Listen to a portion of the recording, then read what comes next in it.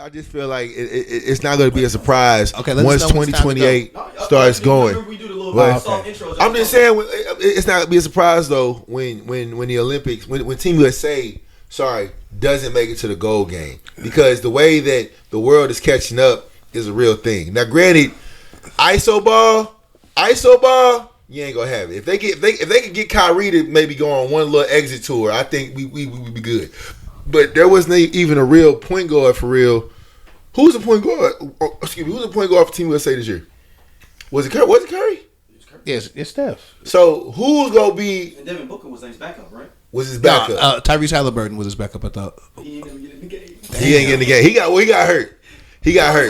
No, nigga, he was Now, I mean, that's what they said. They said, but he got hurt. Wasn't Drew on the team? Drew was on the team. That's who it was. I'm like Drew Holiday. I'm like, wait a minute now. But a lot of these names ain't gonna be there in 4 years. You know what I'm saying? Because there's so many other names that are coming up. Jaylen Brown. If you gonna have to, what's gonna happen with that?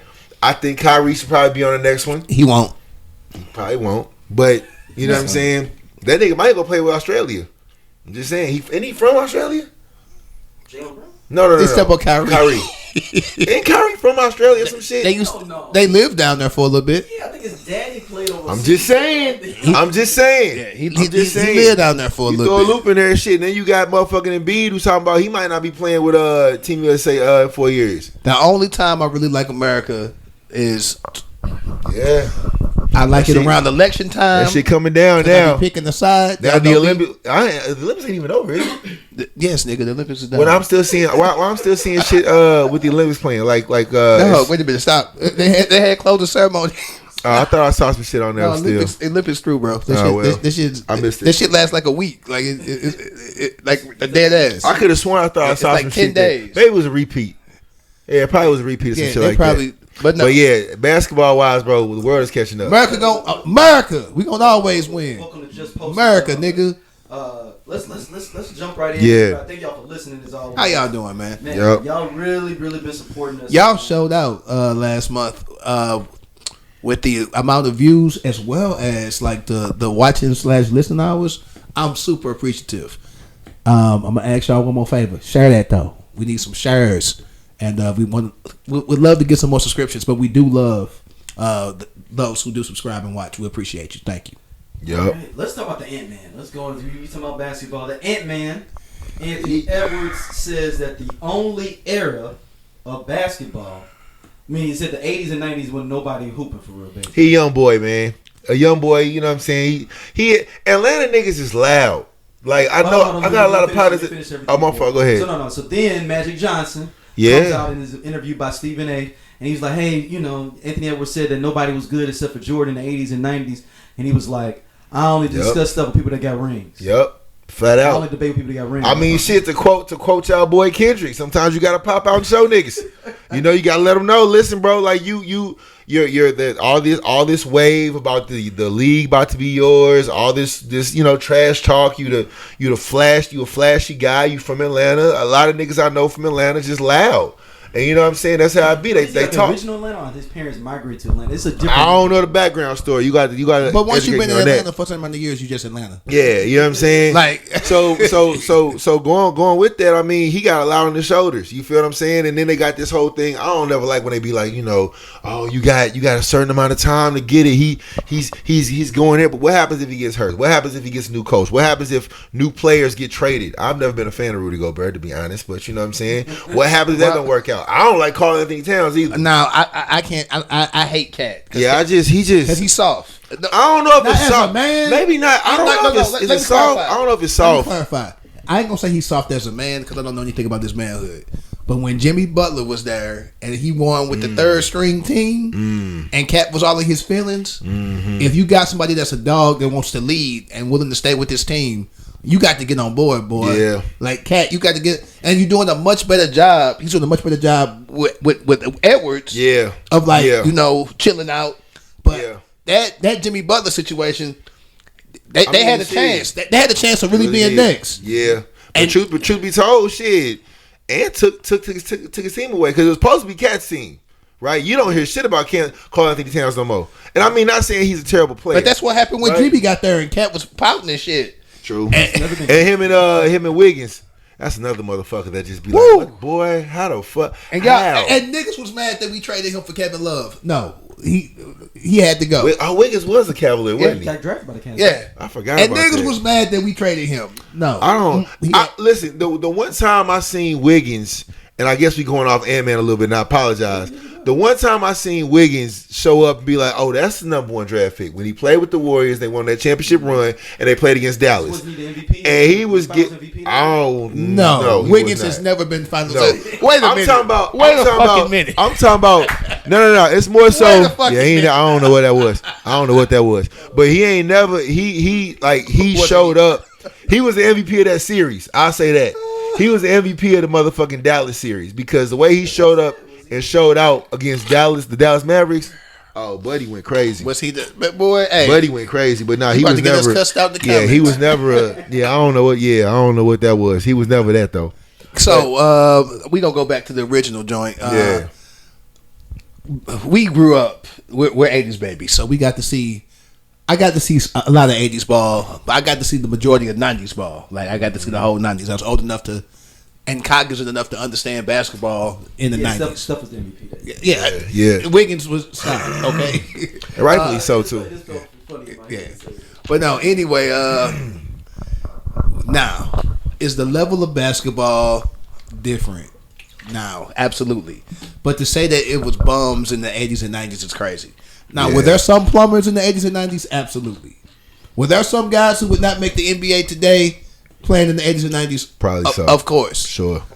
But like the cream rises to the top. A lot of players you just looked over when you said that though, Ant-Man, like for real. Oh yeah, no, I'm like Detroit. Dog. I mean, even we was talking about Wiggins and them It's lower level players that were so dope back then. Like remember Marcus Liberty? Yeah, and then who was put up 35 on your ass. Who was Buddy that left the league because of his beliefs? He was a Muslim. They said he was step before step. Come on, man, you know what I'm saying? Chris Jackson. Chris Jackson before he Deadlift Shrimp. Dude, he was MVP. Yeah. I know this for sure. He was MVP of the Big Three one year. Yeah. As a grown ass old man, yeah. But I'm saying I mean that's how much he's still shooting out there on cash. Morning. He was stepping. Ewing. He was shooting. Starks. You got some real killers. Whoa. You mean Starks? Don't be disrespectful. We not finna do. Don't be disrespectful. Hey, Starks lost us so many. You a fan? You a Knicks fan? Us. Starks. Yes. Us. I was a Knicks fan. There's no us. Yes. There's no us. You stay where you at. Pat Riley, so baby. You pick your side. You stay over there. Okay, so you're not a Knicks fan no more. You're not with us. Not anymore. But okay, we'll stay over there with your side then. But hey, listen, man. And stay in Cleveland. Starks, no Laker land. No LA for you. Oh, I just bought me some new LA swag. I just bought me some. Trash. And when them new Kobe's come out, I'm on them. You just I'm on them. You so fucking say something. You trash. Troll. I'm saying it. You trash. I'm trash. Cause you trash. You're not really a Lakers fan. Who your? No, hold on. He's not a Lakers fan. I am. Cavs West, nigga. I'm a dick. I'm sorry. Ant-Man, no. 80s cats, 90s cats. Keep going, yo. Nah, I'm just saying, like, there's too many names from the 80s and 90s. Magic, and nigga. too many moments. Too many moments and too many killers that again, I don't know. As far as the transfer in today's league, I ain't gonna do that. Now, same teams did win in the 80s and 90s. Yeah, but there were some real killers, though. It was very top. The NBA was very top heavy. I will say that. You can't just go off on a limb. But now the thing about it is, you're gonna have to show for it. Right? So now you talk about, the only real good player, whatever. But now, you know what I'm saying, Ant-Man, it's your time to shine. Right? And you got and the way the league is now, like you got a certain amount of time to make that happen. Because the West Coast ain't getting nothing lighter. You know what I'm saying? Like they're about. I think the West. Well, it's a balanced league. I just say the West is Steph getting old, Clay gone. Like the West is not what it was. It's more spread out now, though. Yeah. You know what I'm saying? Like it's not gonna be no cakewalk. Cause he still got to deal with what's gonna happen with Houston and them boys. He get the coach getting them together. You got New Orleans. Like sleeper teams are really showing out. I don't believe in New Orleans. I don't think Ja gonna end up staying in Memphis. I think that's gonna be a wrap too. Honestly, Ja need to be in Utah some damn more. He need to be somewhere where ain't no strip clubs. He not staying in Memphis. Ja not staying in Memphis. Ja need to be somewhere real. Man, damn, what killers is left on the West Coast? Hold on, so actual killers. So you got the Lakers. Yep. Don't believe in the Clippers at all. That was no. Paul George gone. Paul George is gone. He in Philly. And now. you don't know what the fuck Kawhi go do. And they got what you call it now? Harden. Ain't no Kawhi who? The Clippers got Harden, don't they? It's not. Okay. Come on now. It's not like the only Harden I recognize is the fucking Houston Rockets Harden. That's the only Harden I recognize. The rest of this shit, it ain't. You ain't like him at OKC? He ain't do shit. He was off the bench. He was almost a sixth man of the year. But when it was time for him to show out, because if he would have been who he was supposed to be, they wouldn't have lost to the Heat. I'm telling you, they wouldn't have lost to the Heat. They wouldn't have lost to the Heat because KD was going back and forth with Brian. D Wade was, he was somewhat hurt, somewhat not. You know what I'm saying? You had Bosh and Ibaka was going at it. Who? Bosh and Ibaka. Bosh and Ibaka, and then who was Chalmers? Chalmers was the other cat. So like you had an answer off the bench, but you couldn't get no shit from him, and that was when we should have been like, "Yo, Harden, big game, where you at? You every time it's a big game, you just something happens. I don't know what the fuck happens. He got better once he left. He did, but when it's time to win, he could be a member of the Cowboys. Like when it's time to win. Oh my God. When it's time to win. You call it Harden. He's a Cowboy. Cowboy syndrome? He got Cowboy syndrome. Damn, that's a good one. He got Cowboy syndrome. Ha! Yeah. Niggas got Cowboy syndrome. You know what I'm saying? All the flair. So all the zaza. You know what I'm saying? So in 2 years, if Ant hasn't won anything, will you be saying it about him? Yeah, you got to. How much? It took Jordan 9 years, bro. That's great. It took Jordan a long time. But we are in a culture now where we want to see it now, and that's just what it is. Again, when you let's say LeBron James goes to the Timberwolves. Do you think the Minnesota Timberwolves are not going to do what they have to do to make sure they win and use every piece to win now? You got to win now. Obviously, yeah. You know what I'm saying? You ain't got time. You ain't got time to plan for like, oh yeah, in 5 years we're going to hope to get. Well, because LeBron's 40. Basically, yeah, he boy. So like you can't use him as the example. So how long do we give Ant-Man to get better? Because you still got the Celtics, you still got what's going to happen with Philadelphia. You still got. I don't trust Philly either. You don't trust Philly? No. Paul George and Maxey. I ain't even talking about Embiid. Okay. Paul George and Maxey. That's a nice little combination. Paul George's best chance was when he was in Indiana. That was his best chance. Damn. Whoa! I ain't gonna say that. That was his Indiana. Once he got hurt, nigga. Paul George ain't been the same. He ain't been the same since he got hurt. He ain't been the same since he got hurt. Nigga, he was not. Fucking LA Clippers. He was fucking nice. He was nice. Who team was that? Who team was it? You don't know. No idea. No, it's Kawhi. Whose team was it? No fucking idea. It was Kawhi. No, that was Kawhi's team. When he decided to show up, and that should tell you something. If the team is still Kawhi's team and he only played 30% of the goddamn games, that should tell you something. That should tell you something. Like, they got a whole new state. That's so Clipper-esque. They got a whole new fucking stadium with nobody putting that motherfucker. That's so Clipper-esque. That's the most Clipper-esque moment. You got this big, beautiful, dumbass stadium. People gonna go to that stadium, man. For the first season. And then once you're showing your LA bias right now. Well, shit, you got to. I know what side I'm on. I picked my side long time ago. You know what I'm saying?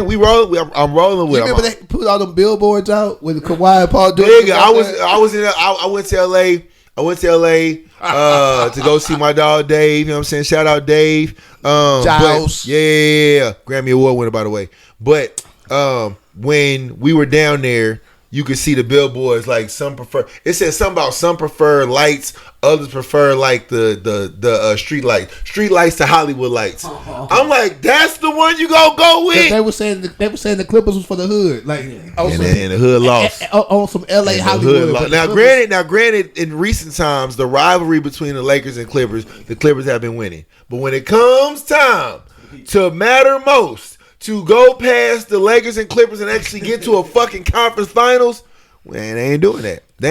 Okay, so they ain't doing that. For real, let's be honest. In the West, who's the top team in the West? You gotta look at Denver. It's still Denver. And that's fucked up because Phoenix is still Phoenix. That's fucked up. These niggas just won a gold medal and we just said that Denver's the top team out the West. That's fucking crazy. If Devin Booker played half the defense that he played in the Olympics to sustain that for a whole season. You ain't never seen Devin Booker die for a ball. I ain't seen that since college. Since he was in UK, that's hard to do for a full season. You need to learn how to do it. Olympics is a week. You don't call yourself fucking Kobe. Well, he didn't call himself Kobe. The media did. The media but you did putting that shit all on your shoes. We saw that shit.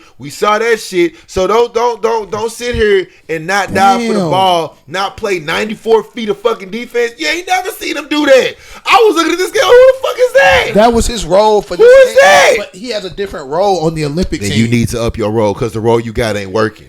The role you got ain't working, and shit. You got Brad Beal hard on him, boy. You got Brad Beal for the shot. Shout out STL. Brad Beal gonna show out this year. Brad Beal gonna fucking show out this year. You think so? I know so. Brad Beal gonna fucking show out this year. And what Phoenix? Don't stop that shit. What spot Phoenix gonna get in the West? Second. Fuck it. Second? I disagree. I spoke too fast. I spoke too fast because I got mad. I spoke fast because you did. Brad Beal for the show out this year. God damn it. Brad Beal gonna show out this year. Kevin Durant gonna be Kevin Durant. If fucking Devin Booker plays defense the way he plays. Where's Kevin Durant now? Phoenix. He's in Phoenix? He's in Phoenix. Yeah. Oh, they might get second. That's okay. I would say. Why first, are we talking about Devin Booker when KD there? Okay, that's not Booker's team anymore. And then somebody got traded. KD's who got traded off the Nuggets? Somebody got traded off the Nuggets. Fuck. Who got traded off the Nuggets? Somebody got left off the Nuggets. I can't remember. It don't matter. But okay, wait. So that's KD's team, right? Okay, got it. Nah. No. Once KD, that is KD's team. You think it ain't Devin Booker's? It ain't. Once KD walked in that door, that is KD. Immediately went to him. That's immediately KD's team. Yeah, I can. Okay, Devin Booker needs to play defense. You're right, because it's KD's team now. So now Devin Booker got to stop shooting so fucking much. I ain't gonna say that. The thing is, you got let Brad shoot, but you got to learn. But you got to learn how to play both roles. No, because the thing only one ball. The other argument was they didn't have a real point guard because they couldn't decide who's gonna be the point guard between Booker and I think Beal. Neither one of them should have been the point guard. Thanks. Neither one. What? Wait, whoa. That's why they ain't gonna never be successful because they doing dumb shit. Like, why would you? They got the Lakers old coach. What's his name? When we won in the bubble. The fuck is his name? White boy. White boy. Yeah, they got him for the coach. Caucasian gentleman. Sorry. I mean, he white. Shit. White is white. I mean, you white, you white. Ain't nothing wrong with it. I'm not racist. I have white friends. Let's get into college football. Wait, whoa. I'm not racist. I have white friends. Okay, well, we can't. We don't have any power, so we can't be racist. Let's get a little bit into Coach Prime and the color of Buffaloes. And they squeaked it out, boy. That wasn't the win. That wasn't the win he was talking about. Because I'm gonna tell you what. You know what's crazy? Because I follow. You know how you follow the Instagrams of different players and shit like that. You know, you supposed to be, we won first game. He got all the rappers in there and shit. It was real quiet in the locker room. Because they know they barely won. It was real quiet in the locker room. Yeah, they're good FCS school. They are good FCS school. We're not going to be that. I will say this, but they don't have as much resources they do. They don't have the roster depth either. Mm-hmm. You can throw. It's glows and grows. They might have the roster. I would say glows and grows. No, FCS you can't. No. What I'm saying is Colorado's a 3-man team. Oh, glows and grows. No. You got to break it. It's glows and grows with Colorado. The glows is you got Travis Hunter playing fucking 70 snaps, which is trash. I don't know. Whoever put that on the screen did that to let somebody know, hey, there's a problem going on in Colorado. That wasn't a publicized. He plays both sides, but the other thing is he's effective on both sides, which is fucking crazy. You got an amazing. You got an amazing quarterback in Shedeur Sanders. Player. He deserves his roses, right? He's in the right system to show out. I don't know if it would happen anywhere else. And they got the other dude, Jimmy Horn. I don't know if Shedeur happens this way in any other system other than the one that his daddy has for him. It seemed like they built it. Y'all know how they built the system based on his build around the quarterback. No. But you got to build around that quarterback. Y'all know when we was kids, AU coach, where it's like the son coach, the kid coach thing, and they build a team around the son. But he actually showing out. But he's good enough for that to happen. He's showing out. I'm saying, but that's how Colorado feel like the whole team is built. That's the glows. Now the grows is. You barely beat a team that you were supposed to mollywop, and then also you about to walk into the Lions den with Nebraska with the number one quarterback. So you still got them winning how many games? They go win 6. They go win 6. It is defined. You had said them 9-4. I didn't say 9-4. Did I say 9-4? Did I say it for real? Yes. It's the title of an episode. I mean, Oh, there? Shit. All right. Oh, fuck it. I'm going to stand on my own. Go. I ain't scared. I ain't scared. You got a real. No, we 9-4 then. It was real just now. And I'm going to stand on mine. 9-4. I picked my side. No. 9-4. I don't think they 9-4. Daryl, how about you? We got 8 more games to win to get 9. 5-7. I pretty much said I said they was gonna get 5. 5-7. We go. Damn. We get the board game. You know what? I might up one. You go 6-6. I might go 6-6. We going 9-4. And listen, Stand with what I said. we only got 8 more talking about games to make it. we talk about Colorado because of Deion, obviously because he's a part of the culture. We're not wasting. I won't say wasting the time. Of course, we're not dissecting Oregon or UCLA but Prime needs some humble pie. No, whoa. And I'm gonna be for real. I'm not talking about the. Oh, y'all want to talk about the writer? I'm not gonna say that. No, but that goes alongside it. You don't Prime. But my thing is this. You can't be Prime and not. You can't be Prime for the lights and not expect that shit to come at you, right? Right? What was he saying? What was he saying when he walked into the? Well, he called. Let's take a step back. When he first got to Colorado, he walked into that room full of them players, and what did he say? He said, "Some of y'all ain't gonna be here. Some of y'all ain't gonna be here. I got new luggage coming, and it's Louis." Yep. Oh, okay. So we on that type of time. Right, you got all these rappers coming in. You got Cameron, Mace. You got $1 million podcasts, $1 million worth of game doing podcasts at the game. You got fucking Desi Banks doing commercials. You got all this thing going on. Like, so when this person, this interviewer or whatever his name was, right, called him out and doing what he's supposed to do because he's a shock writer or whatever you call it, right? He's a columnist. But what's it called? It's a shock journalist when you do shit like that. A shock journalist. He just made a comment and said it was some personal comments. So that for that that's fucked up. You can't you got to know where to draw the line. Called him the Bruce Lee of BS. Yeah, but damn. Yeah, he did. It was some other shit in there too. He said some shit. He really did say some shit. They was talking about on first take. Is the writer's name. Okay, well, again, that's wild. But you don't make that. Sean Keeler doesn't make these kind of comments if Prime went to a bowl game last year and they balled the fuck out like they thought they was, right? Also, Prime also said we're challenging for the college football playoff. Yeah. And then what else did he say the first year there? He said, "Hey, give me a year to get some more meat on the front line. I got to get some more kids on the front line, whatever." Like, so Prime has been doing 48 transfers. Yeah, 40. And it's the thing. He has been talking his trash. It's very hard to build. Yeah, he been talking his trash with that kind of turnover. He been talking his trash. So the thing is, when you talk that much trash, you gotta expect this coming back. I'm gonna be a Deion apologist today because I be hard on Deion sometimes, but I mean, shit, it's the results. Deion is Deion. You judge him. He's always been this way. Judge him as a coach, not as a past player. You judge him as a coach. No, I'm just saying. So to everybody that was like, "Oh, no, y'all hating on Deion," judge Deion as a coach of a football team, not as the player that won all these championships. I got it. His team is not very well put together. I'm gonna say that right now. His defense not. Like that shit was terrible. It is not.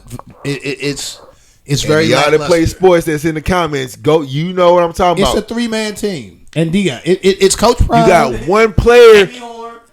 Sanders, Travis one player played 60 snaps, dog. Like you cannot. You can't. That was one game, and they won, which is great. But he played damn near 60 snaps. That was affecting them both. What if they win this weekend?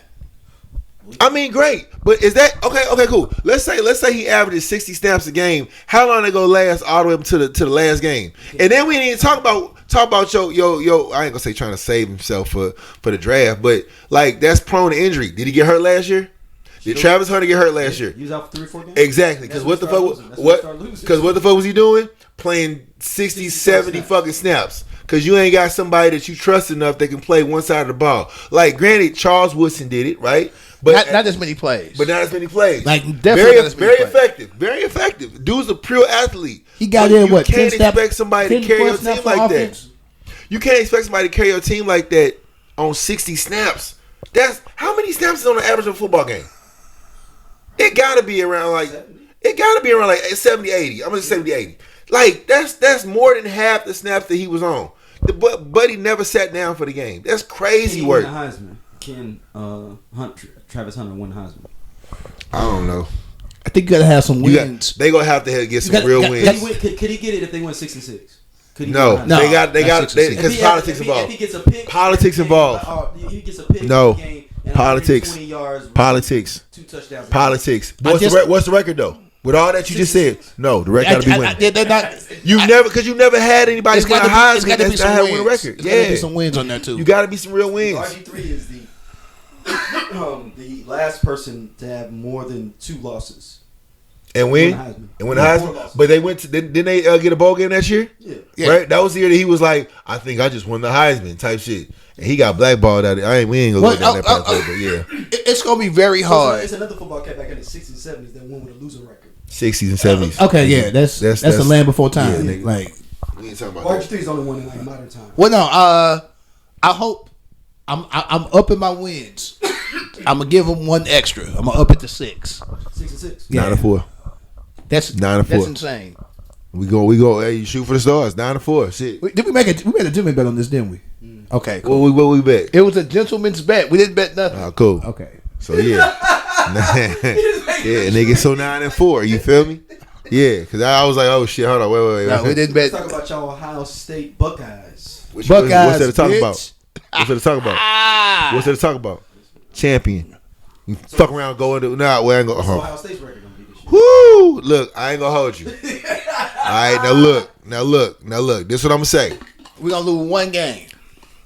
We can't. I don't know with the. So look. It won't be Michigan. This thing. With the way the playoffs is set up now with 12 teams, we can afford to lose one. We gonna lose a game. But Oregon. Quote me a game. I'm not saying that shit. We got. I'm saying we going to okay. So, but the closest it's at Oregon too. Yeah, it's at Oregon. That's gonna be some that shit. might. That's gonna be some shit. That might be the one. Fuck At that. Penn State too. We could be. I ain't with Penn State. We could be At Penn Penn State. State? We could be. Penn State always gives us ruckus. We could be Penn State. Penn State always gives us ruckus. I ain't gonna see on Penn State. I ain't gonna see on Penn State. Game, you saying like that's the game. If we beat Oregon, we ain't gonna lose a game. And I think if we that's beat true. Oregon, That's we true. not gonna lose a game. Now that is very true. If you can, because look, man, if you listen, man, if you walk into Nike heaven, I call Oregon Nike heaven. If you go up there, if you walk in Nike heaven and you walk out with a fucking win in Nike heaven, did you see how disrespectful that fucking duck was when Deion then was playing? They broke a fucking clock. Disrespectful. prime time, no time. No, Disrespectful. Hey, look at me, in these Yeah, sleepy man. ass eyes. If I'm gonna we look at can- the camera. If we beat Oregon, we ain't gonna lose. yeah. Now Michigan Penn State. Hey, listen. I'm gonna say this. Look, what I am upset about is that we're not playing at Michigan. They come to our house this year. So you want to beat them at Michigan? I want to plant that fucking flag in the middle of fucking Michigan. Cause they did that silly shit at our house. I want to plant that shit in the 50-yard line, and we start doing a fucking praise dance in the middle. That horrible ass land ain't shit gonna grow there anyway. Fuck Ann Arbor. Hell yeah. Listen. Yeah. Fuck it. Fuck Michigan. I'm standing on it. Fuck Ann Michigan. Arbor. Yeah, that's the kind of time we on, because he ain't say this shit last season, so you know the kind of time we on. No, man. Fuck Michigan. Yeah. So y'all Yeah. from the Oregon game, cause y'all got Facts. Y'all got, Facts. Iowa was the week before that. We can beat Iowa. No, That's at home too for y'all. we can beat We Iowa. got Stanford too, don't we? No. We don't have Stanford. Okay, good. We got Stanford this year. Good. What's y'all got first next week y'all got Western Michigan. We play Iowa after Western Michigan. Anything with Marshall, then y'all play Marshall. Bruh. And then at Michigan State, then Iowa at home. I forgot about Michigan State. we could beat Michigan State. I forgot Michigan State. Is listen, Michigan State, are they ranked? Who, Michigan State? Michigan? No, they're ranked. Hell no. Then at Oregon. Oregon's ranked number 3. That shit. Again. Well, we ranked number 2. Yeah, we'll say, but Nah, but nigga, that motherfucking offense, they quarterback trash. Yeah. Oregon's quarterback is trash, but that motherfucking offense, boy, it looked like some motherfucking Corvettes just driving through that fuck. They took that shit and went with it. But we got some motherfucking killers too, though. If we can win up in Oregon, Yeah, it's gonna be a night game too. yeah. Listen, If we win in Oregon at night, boy. and that brisk ass wind and shit If going we win on. in Nike heaven, it's gonna be a whole nother conversation to have. If we win, I'm showing up in a fucking Oregon, or I'm fucking Ohio State helmet, nigga. if we You know beat what I'm Oregon, saying? I told y'all what it was. Listen, we might record that night on the spot. Hell yeah. From wherever we at. Hell yeah. Wherever the fuck. Because that's going to be. Understand, I'm going to be talking so much shit. That's going to be one of them ones. That game going to be one of them ones because Oregon now, that's going to be a consistent that we play them every year. Right? That's gonna be one of them ones. I can't wait to have a real fucking rival. Because Michigan, well, we got a rival. Michigan ain't beat us in hell until the last 3 years. Yeah, and then we found out they had some scandals when they was doing the fucking recruiting. No, it wasn't recruiting. Yeah, they was out there stealing people's signs. Oh yeah. They was sending the dude to sitting on your side of the thing. It's like basically send somebody to copy on somebody else's test for you. Hell yeah. It's sitting behind you, right behind you. Like, okay, A. C. And they got a black coach there. They got a black coach in Michigan now, right? A buddy that was doing the crying and stuff. And then other. Oh, it's old boy. No, it's old boy that was crying. It was old boy that was crying. Yeah. But we got the offensive coordinator is for us is, being black is on the monolith. The offensive coordinator for us is old buddy who used to coach at Oregon though. They won because he cried. He's definitely a Steven. But you know what's crazy though? But you know what's crazy though? Black man can cry. Yeah. The offensive coordinator for Ohio State used to be the head coach of Oregon. Back when they was making all them fucking moves and shit. Like he was the responsible person for bringing because he left Oregon to go to Philadelphia. Chip Kelly. Yeah, Chip Kelly. He's the reason that Oregon got that fucking wave of just like Chip lives in Ohio State. He's Ohio State. He's Ohio State. Yeah. That's what I'm saying. So the game that they played, he left UCLA as a head coach to be y'all assistant. Yeah, exactly. Because smart man.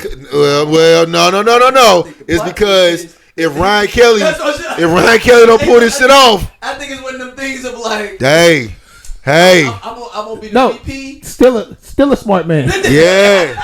I'm like, it still applies. Yeah. Hey, I love Ryan Kelly, bro. Ryan he'll make up some scandal. Ryan be doing such and such. Yeah. Recruiting. Yeah. I mean, I'll go and take this program over and get y'all back on. Hey, listen, I love Ryan Kelly because and he do a good job. No, but this is how crazy it is. He's been undefeated. Like his record is timeless. Ryan Kelly gets the job done. But when you can't fucking beat Michigan. That's what it is. That's literally it. Other than niggas can go undefeated. They can lose every single game. Ohio State can lose every single game. As long as we beat Michigan. As long as you beat Michigan, goddamn it. I'm so sick of these. Oh my god. I got a homeboy. He our boy, Arliss, man. Yeah. Oh, every time we play these niggas. But I will say this. He called being nice too. It was a good game. I will say this about. Fuck up. I will say this about Michigan fans. Like usually when you win a championship, you talk a lot of shit. You pop your shit, right? You talk that shit. They've been real quiet since Harbaugh left. You ain't heard a peep. You ain't seen a commercial, nan motherfucking Instagram post, nigga. You done forgot they won the championship. Cause y'all know, Big Bad Wolf done left the stern. and truth be told, right? Cause we was beating their ass when he was there too. You feel what I'm saying? Took y'all a while with him, man. Yeah, man, but we gotta win. We gotta win. You saw the breakfast for the Maui Invitational. What's up? What's up, nigga? He sent the text message about this. School, yeah, what's up? What? In the second round. Okay, what, nigga? I ain't worried about you. Listen, man. Hey, hold on, bro. Listen. First of all, I'm all. Hey, that's cool. I'm all Tar Heels, baby. Ain't nothing changing with me. I will say this. This year we might get humbled. This year, I ain't gonna lie to you. I'm talking pop my shit. Tar Heels, we nigga, but I just seen the roster of Duke. Yeah, we just finna get real humbling. Like they got 3 niggas that's over 7 feet that got the ball in their hands. Cooper Flagg, and he's a motherfucking like he's like the next coming of Jesus or something. Nigga, that white boy. Hey, bro, listen. I ain't on the train like that yet, man. I ain't on the train like that. You know, Christian Laettner was a bad boy, right? Yeah. Cooper Flagg should have been on that Team USA. That's how dope he was. Remember how they put Anthony Davis on there? You get one little college player.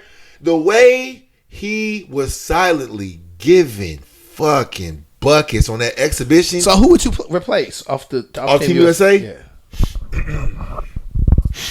Let me get my head real quick. Because he wouldn't even got no tick. Flagg wouldn't even play. Like, why? He wouldn't have got no clock. I'd have took off Halliburton. Can't do it. Can't do that. Yeah, you can. No, you can't. Can't do that. Halliburton with Iowa State. Fuck Iowa State. Fuck Iowa State. If we gonna have a motherfucker that ain't gonna play, fuck it, nigga. You ain't say Derek White. It's several niggas you. Nah, Derek White actually produced. He did his thing. God. He did what he was supposed to do. Halliburton, what did he do? He got hurt. Did you know he got hurt before I said he got hurt? You're right. You didn't know that shit. You might have just Fuck Iowa State, nigga. Fuck Iowa State. What Iowa State do to you? What they do to you? Whose side you on? Pick your side, bro. Pick your side. You know what? Hey, man. Hey, dog. I'm really starting to look at you different, bro. I'm looking at you different, bro. Like, I don't know, bro. Like, I only hate Michigan. I don't hate nobody else. Nah. You don't have no college basketball team. Let's talk about this. I don't. So you need to pick a fucking side. What side you with, bro? You know what? I do got a college basketball team. Who? Ohio State. Let's go. New subject. You don't even know. Fucking. No, wait. I don't. I'm gonna tell the truth. I do not watch college basketball at all. What's up, y'all? This is RVS. This is ROD, aka Rated R. And we are the We Coming For You cast. And we talk about pro wrestling from a black dude's perspective. Tell them what they can expect on this here podcast. Oh, we gonna give you all the raw and dirty and the everything black from AEW, WWE, Impact Wrestling, and any other wrestling in between. If you want your wrestling unfiltered, uncensored, and you want it raw, you need to subscribe to the We Come For You cast. Right here on SOLC Network. Like, not at all. So he running with us. He running with UNC. We'll adopt his ass. Fuck Iowa State, nigga. Okay, that's cool. That's cool. Send y'all ass back to the beach. You said my invitation. I'm like, shit. They got a tournament in football. I didn't know what the fuck I was talking about. I'm like, this is a hell of a pivot. No. So, we finish it up our college conversation. I mean, not college. Sports segment. Y'all want to talk about the college football playoff a little bit. I know y'all want to. Yeah, man. This shit gonna be crazy. So it's I love it. The five this shit gonna be crazy. Four highest conference champions get automatic buys. Yep. Then they reseed everyone else Yep. from that by whatever their program Criteria Exactly. is. Yeah. Like this gonna be crazy. Like in the most watched game, it ain't gonna be the top two because the one obviously plays the most. The one will play the 12. Well, no, the one is gonna play the winner of 8 and somebody. Well, I guess what I'm saying is somebody get a buy. yeah. But what I'm saying, I guess what I'm buy. saying is the most. We've never talked about that. You never heard, in college football with this new playoff thing that the most probably pivotal pieces are going to be not even 1 through 4 or 1 through 5. It's really going to be who's going to catch that 7 through 10 slot, right? Because them going to be the motherfuckers. It's like, oh shit, all right, we got to play them. You know what I'm saying? So what if you get somebody like not now? I need to look at like a mid-major that's dope, like Boise State back in the day. Then just was just dope. And like put your ass on brakes, yeah. And then they knock off somebody good at their crib. Yep. And they go to the next round. Yep. Can they afford to have like a Boise State in the semifinals? That'd be after crazy. Going through 2 rounds. I think so. Because they love a Cinderella. They do love a Cinderella. America loves a Cinderella story. You can't have it in the championship. And the thing is, I know. but It's just the journey. Yeah, it's the journey. But it's new faces now, right? America loves a Cinderella There is story. There is no more Alabama. What's the head coach name? Nick Saban. There is no more Nick Saban. And Clemson right? looks. Y'all see how? Yeah, that was trash. I mean, listen, hold on. Well, no. Real man, that was They seem like he a no. racist dude though. Let's Wait a second. No, I think listen, real, that's bro. why I don't deserve. Listen. And the things that he say. The They first make you feel game like was he's Georgia, racist. y'all. The first them game his boys we played for was real. Georgia. Is how he feel. Like that's like if you get a first game of your Is it schedule, it's Dabo? like Dabo? it's Dabo. Rashawn. Like that's like yeah, we expect to have a good year, but your first game out the blocks is you playing Rashawn. He like, oh shit, okay, well, Yeah, but no, and there's no problem in losing to Georgia, but losing 30-3. Yeah, that the was way trash. they lost. The way they lost. 3 is trash. points. The way they lost. They Trash. scored 3 points first quarter. Yeah. 0. But you know what's crazy? I will say this. We was talking about Deion. Dabo's another motherfucker that can get some humble pie because he was talking all that cash talk back in the day. Back in the day when I'm gonna retire. Yeah. No. I'm never gonna use. Yeah. He's the only coach in Division I that not have any transfer. How y'all feel about well, not y'all, but how people be on Deion? Yeah. That's how the fuck I feel about Dabo.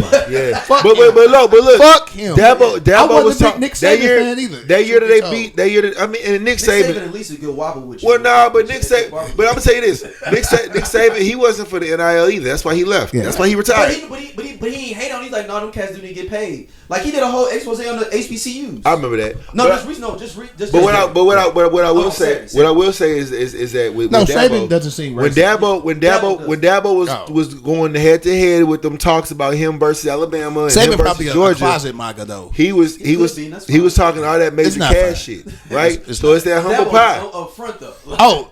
You can be who you want to be, but when it's time to coach, you got to be able to coach, and that's my only slight against Deion. Listen, bro, like you, Deion Sanders, you prime time, Colorado, nigga, the glasses. Oh, you remember that game last year where I was like, Deion just stopped coaching. They just ran the same play. They ran the same play 4 times in a row. You got to be able to coach it through, bro. I feel like I'm be honest. I feel like when that Florida State coaching job opens back up, that's where he want to go. He want to make sure his kids get to the NFL, which is fine, but he want to end up in Florida State. But you got to think so? Yeah. You got because if you remember, trace it back like I don't know how long it was, but I think it was just listen to this stat about Dabo real quick. Since 2018, Clemson has had 0 starts from transfers.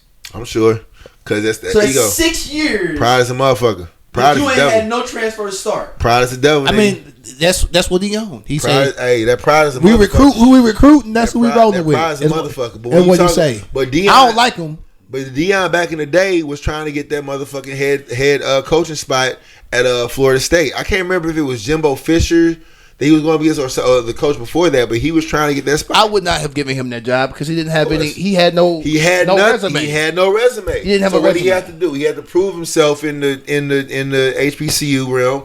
How he left, we go just leave that. He left. I mean, he got to have a winning season to get down to Florida. He's going to have a winning season. The only winning season he had was from the HBCU. I'm saying he's going to have a winning season. That's what I'm saying. Like, when he goes 9-4, he's gonna have to go 9-4 again. I told y'all the conspiracy last year. Prime gonna get that University of Florida job if he can go 7-5. You don't think he'll get the Florida State? You think Florida State is gonna be straight? Their coach is not bad though. Jake Norvell is doing all right. Yeah. I mean, it could be a plot twist because I can see Deion going to Florida, University of Florida, get for that bread. Now that would be a real. Perfect. I don't know now. And I love Deion, but that would be the snakest move ever. If he that wouldn't be a snake move to go to your rival. The team he wanted to go to didn't want him. Yeah, he had no choice. That wouldn't be a rival. I mean, I'm a coach. I'm trying to coach I'm trying to coach for this team. Yep. And y'all keep looking over. That's different though. Hold on, now I think about it. And he petty. That rivalry different though. Deion petty, bro. Even when I don't know if y'all saw the end of the game. Deion went from the 49ers to the fucking Cowboys. Now look, when you saw went from the Niners and won a ring to the next year going to the Cowboys. He's a petty nigga. But no, it ain't about that. But it's not about that though. Just 1-1. No, it ain't about that though, because again, it's not even about Deion. The colleges are a lot more stringent on, like, you know what I'm saying, rivalries and shit, right? So like, I highly doubt that that while if let's say he has a great coaching career at Colorado and he gets all these wins and whatever bowl game, etc. Like when that time comes for him to choose if he goes to Florida, there's a lot of like people in places behind that coaching decision that's gonna be like, fuck no, we can't hire him. 9 players on Clemson getting paid NIL money. Bro, that's crazy. I remember. I'm looking at him. I remember when the old boy went from the 49ers to Michigan, and I just had to disown his ass. 49ers to Michigan. Who you talking about? Harbaugh. Oh yeah, he went from being and he was one of the best coaches we ever had. And you know what's real? One thing I will say, he was dead. To one thing I will say about Harbaugh, I'm like, why you ain't never speak up for Kaepernick, bro? He just tried to get Cap a job. I know, but like speaking out loud as far as on shit that he doing. Like nobody ever came to him on that. I mean, not that he owes explanation. He went to Michigan. Obviously, he's a fuck nigga. Well, he was a Michigan man though. He came from Michigan. He went to Michigan. Well, okay. But ain't nothing good came from Ann Arbor. I mean, Tom Brady. Shit, arguably. He a MAGA too. Ain't nothing good. Yeah. Ain't nothing good. Yeah, Tom Brady is a MAGA. Yeah, Tom Brady is a MAGA. I can't think of the Michigan got a snack that niggas eat.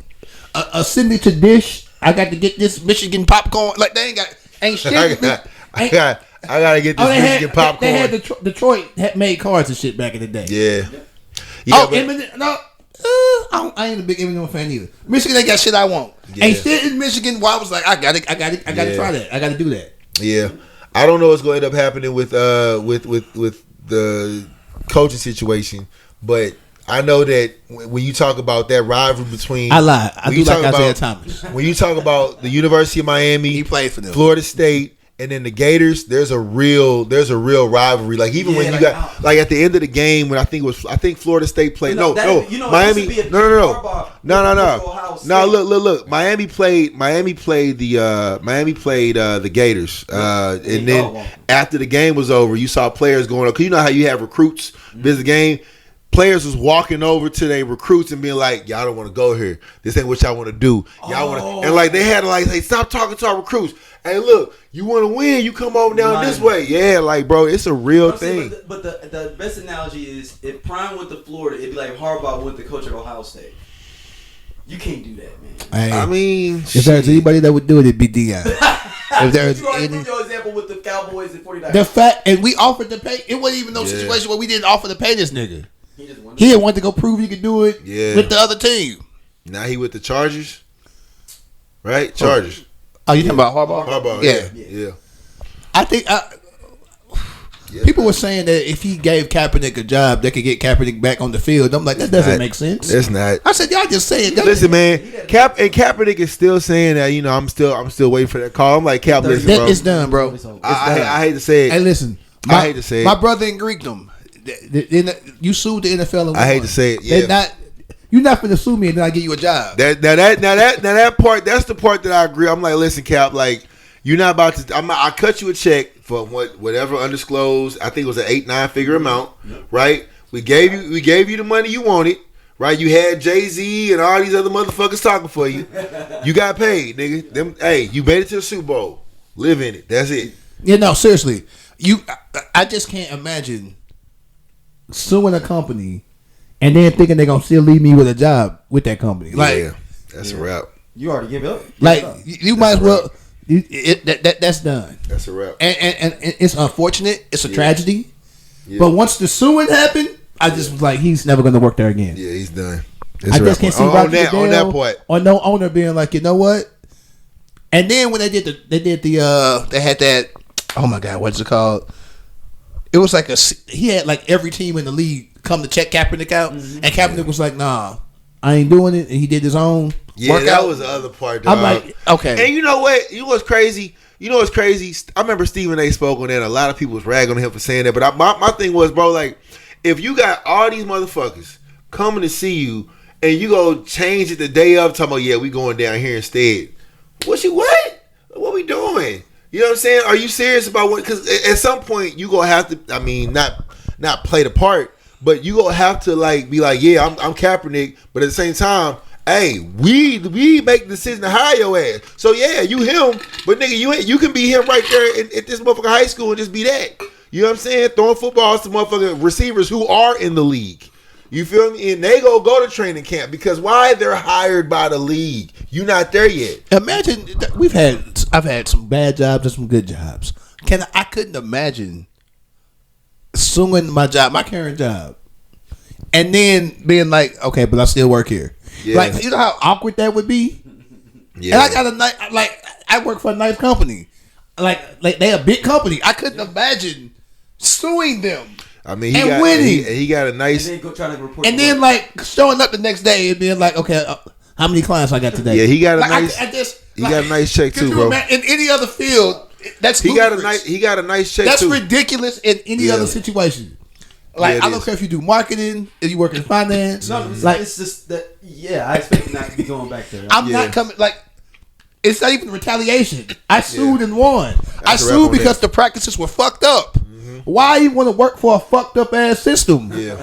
If it bothered me enough that I sued, and I understand him wanting to follow his dream too. I get that, but it's the realism of life. Mm-hmm. I just don't see Kaepernick ever in the like. He can work. I can't even see him work for NFL Network. I'm surprised he has to become an analyst or something because he has the name. Look, he wouldn't. They wouldn't allow him to analyze for the NFL because Goodell got to sign up on all that. My thing is this: I gave you I gave you a substantial. I'm saying with this new media shit, he could just get a podcast or some shit. Now that would be dope. That would be dope. I'm talking about new media, not traditional media. Yeah. You have like a podcast, something that like can kind of. I think Kaepernick would have been dope on the pivot or some shit like that. Like, listen, bro, if I give you $100 million, shut the fuck up and go away, and you like, yeah, thank you, but I still want to play. No, nigga, that's it. It's done. You went to the Super Bowl. It's over. Yeah, it's over with. Like, hey, we still rock the jerseys. You know what I'm saying? Yeah. Hey, I wore a Kaepernick jersey. Is his mama white? Am I tripping? Is his mom white? I think so. Yeah. Okay. Right. He's biracial. Okay. I know, but he's also adopted. Yeah. I went to Dallas Stadium, Jerry World, in a Kaepernick jersey, and it was fun. Those people fucking He with said that shit was great. Fun. People stop fucking with you? What they gonna do? Did they say anything? I mean, I got dirty looks and shit like that. But I be down there I be in Dallas in 49ers gear all the time. Like, was it the cap or both? Is the 49ers and the... No, I had on the straight Kaepernick, like, yeah, that's what I'm talking about. Yeah. the full get up, yeah. And I kneeled on the star because it was a tour. He said, it was a tour. I kneeled on the star. And like black people couldn't get mad because I was like kneeling because it was like But then there was Cowboy fans, so that's like, this motherfucker, he got us. Yeah. This petty nigga got us. Yeah. All right, so let's transition a little bit. Cam Newton started talking to Dr. Cheyenne about fatherhood. Hey, man, she read his ass like a book. Hey man, she really did, and she put it out there. She got the credentials to do that too. The part. No, she's got the real credentials to do that. I didn't watch the whole interview. I just saw the Instagram reel like everybody else. I think the funniest part was when Cam Newton, he was just like, and I know what you're gonna say. He said I'm high energy because I want more kids or something like that. She kind of looked at him. She's like, oh, okay. Like, and then after that, I was like, she about to. I have fear. Yeah, I have more fear of divorce than I do of marriage. Married. It was some kind of. And because Cam Newton is be talking these fucking fucked up parables in general and stuff, man. He be like a nigga that be like, remember all the press conferences he be saying crazy shit? She read him and the Cannon like a book. Bus, you'll get there. You be like, what the fuck are you talking about, Cam? She read him and she read Nick Cannon. The bus gonna get you to your destination. That's what. But also, man, we was talking about this too. Like she read him and Nick Cannon like a book. You know what I'm saying? But I remember seeing on social media where somebody was like, listen, I get, obviously these men that have a lot of financial power can have these kids because they'll support them, whatever. But there's a real thing to talk about where Cam Newton, even though he may love all of his 8-9 kids, he can't be there all the time. Be there all the time, and there's no way to have all of your kids around you and not have those mothers feel a certain way, right? And then somebody brought up like Joey Chavez. She is currently pregnant or had a baby. It's by what's the player? With it's an NFL player. It's an NFL player. But nonetheless, they were talking about how like it could be flipped the other way. It could be flipped the other way as well, right? Like you have women who are having all these children, by people who are financially stable to do that. And while it's not a hindrance on them, you know what I'm saying? I'm not trying to come down and be like, it still impacts the children. It's still, like it's still, even if you have multiple kids with different daddies, like there's a lack where like either parent can't be there. So if it's the dad doing it, mama can't be there. If it's mama doing it, daddy can't be there, and that creates a void. And I think that's what she was talking about. A lot of broken households. Yeah, like so even like that energy that they were giving to Cam, and the energy they was giving to Nick Cannon. That same energy can be given to not just Joey Chavez. She was just a person that we just picked, but like there's other individuals who are doing that, and it's just like when is there gonna be a piece of accountability to be like like this we can't. But that's the thing. Things aren't necessarily based on love and family anymore. Things are financial. Or I want to have a bunch of kids, whether that is with one person or 20 people. Yeah, I want to. Cam Newton has said, "I want more kids. I want more kids." And he already got 8. How many Nick Cannon got? I stopped counting a long time ago. Damn, bro. But it's a situation where if the athletes are going to be doing it anyway, because men post the league. If the athletes are going to be doing this anyway, of course there are going to be women that are going to take advantage of that. Yeah, but and no, I'm just saying. It comes to a point where it just turns transactional because now like if you a mofo dealing with a nigga like Cam Newton, Cam not gonna stick around. Well, now I ain't saying that, but you know what it is. Like, what if y'all start vibing, right? I'm thinking if the woman that he's with, whatever, start vibing, in the back of your head, okay, this man has 8 kids. I'm sure that if we get intimate or whatever, it's go like, you know what I'm saying? Like, how you bring that up? Like, yo, am I gonna be the next baby mama? You know what I'm saying? And then how does that look? Get into that situation? A lot of stuff is self-inflicted. Mm-hmm. You get into a situation thinking that you could be the person to change them, or I'm gonna be different. Yeah. But if somebody has a reputation, or this is just what they do. Mm-hmm. If Nick Cannon goes out and says, "This, I'm finna have as many kids as I can have," that's wild. He's probably not finna marry you. Yeah. Yeah. It's a 70% chance Nick Cannon's not finna be with you because he's gonna get somebody else pregnant too. That's crazy. We ain't got that kind of money. One kid whipping our ass. Yeah. I have one child, and she be running my goddamn pockets. You have no idea.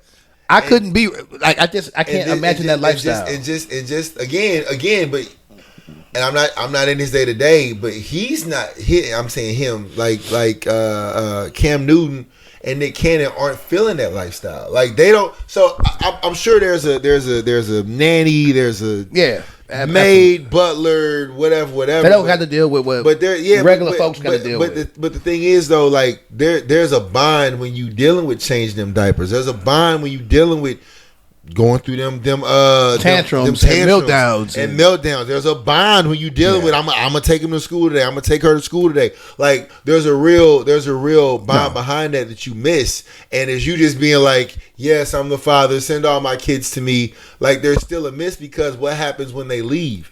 And or with all these women being pregnant by Nick Cannon and Cam Newton, what happens now if the mother needs a break? What happens now if listen, I don't have the financial backing, even though I'm on child support, whatever.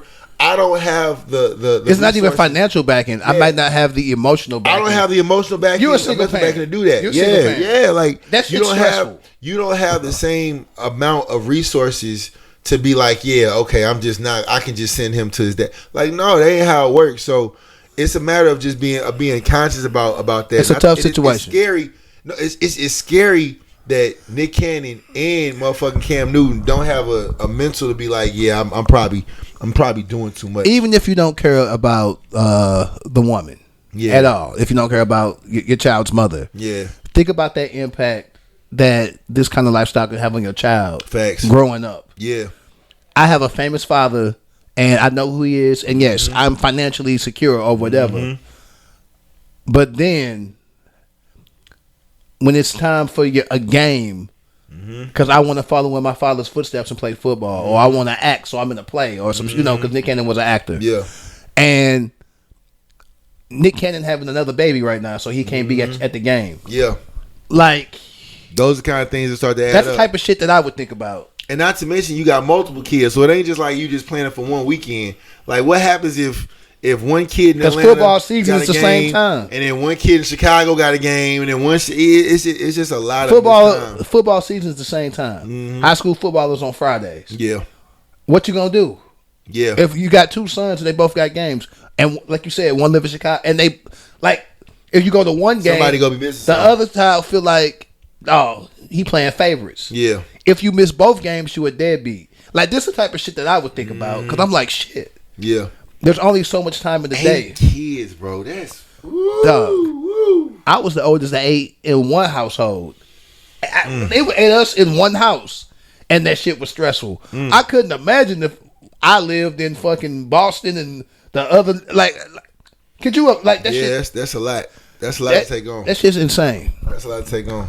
Just be more mindful of relationships with the children. Yeah. Once you have kids, they are the most important thing in that scenario, in my opinion. Because a kid doesn't ask to be here. Yeah. A kid has no choice. A kid does not have an option. Yeah. A kid's just born, and there it is. Like, how do these decisions affect a child? Yeah. And I think if more people would be cognizant and think about that, people might move differently. Or motherfuckers might just be selfish. Well, you talk, but even though like, so there's other talks about like that brings it to mind, right? When you talk about like parents not being there, not being available, you know what I'm saying? Kids having to use different things to express themselves. And I was gonna segue into that I ain't gonna say the podcast I saw because we said we ain't gonna mention it, but like when a kid was like, that's a good segue. A father was asked, "Yo, like, what are your thoughts around if your son decided to paint his nails?" And it was a hard no for the gentleman that was asked, and he was just like, because we ain't doing that. It was a talk around masculinity and a real man's man, and I cringe a little bit when I hear things like that, because it's like you don't know what, like, where an inspiration may have come from, right? So for example, like my son now, he loves his mama, right? Like wants to be like her. And wants to, DJ, all this kind of stuff, whatever, right? Right. So then if he gets with me, he loves to watch basketball because he watch basketball. So he'll sit, watch the whole game, get in there with me, get excited. Kids are going to reflect what they see. So it doesn't necessarily mean that we're going to, if Niall shows up with his nails painted, that means he gonna be a this, that, and the third. If Niall shows up with a basketball, he's going to the league. That's just not how it works. And I hate how the influence is. It means something. Like if my son paints his nails and I say it's okay, oh well, you ain't raising a man. How?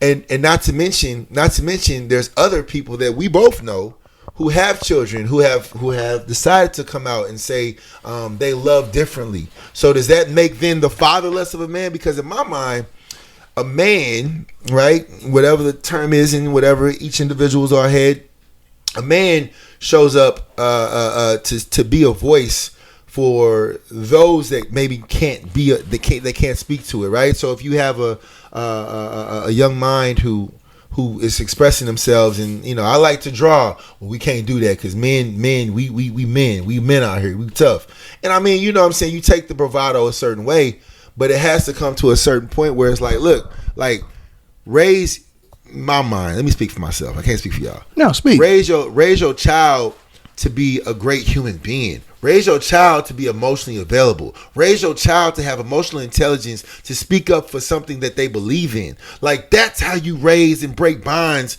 of a new generation. Because when our kids get our age, right, Lord willing, we'll be here. But if we're not, we now know that, hey, there's a generation in Nile, a generation, I ain't gonna mention your daughters' names, but a generation in y'all daughters who will speak on y'all, who speak on the values that they've been instilled in them outside in the world.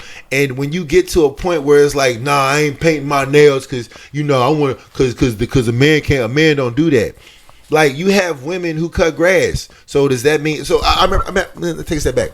I remember I was at a gas station, and yes, the man was in the passenger seat, and the woman got out and started pouring gas or whatever. Of course, in my mind originally, I was like, man, that's fucked up. But then I saw the man get out. He had like a walker, right? Because he had to like go to the restroom. I'm like, in my mind, just like that, I made an assessment in my mind that he's less of a man, not knowing this man got a whole fucking walker. You see what I'm saying? So it just makes me cringe a little bit. Way to put that into perspective. Yeah, but it just makes me cringe a little bit when we put these like these ideals on children who are kids that just want to express themselves, right? Just because your son, I'm just gonna put a son, just because your son wants to paint his nails does not make him feminine. Just because a daughter wants to wear, wants to dress like a boy or a quote unquote more masculine does not make her any less of a human being. Like we got to get away from demeaning children being children. And I just hated that. I mean, again, I saw it on a clip of a podcast we ain't gonna mention because we said we ain't gonna do that.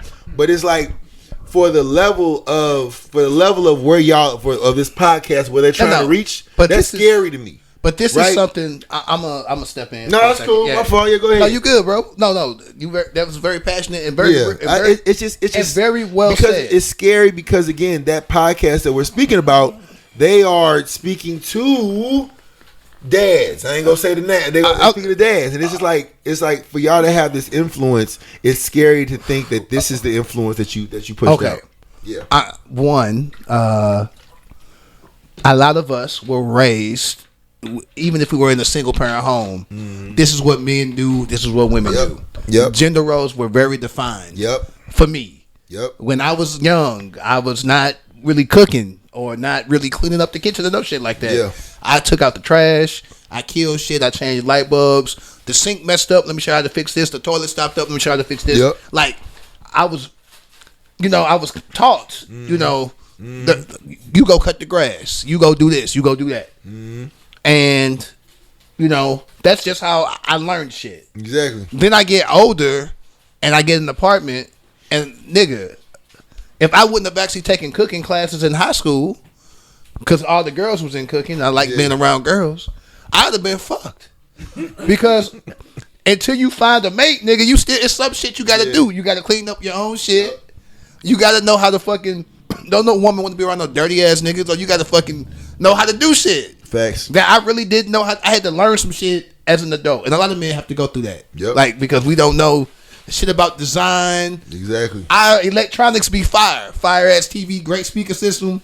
Ain't no decor in that bitch. Like, we just got a crib because we didn't learn these things, young. Like, I remember I used to have I didn't even have hand soap. I washed my hands with the dishwashing liquid. Yeah. And fuck a dry towel or some shit like that. Do this shit like this. Yeah. Keep it moving. Keep moving.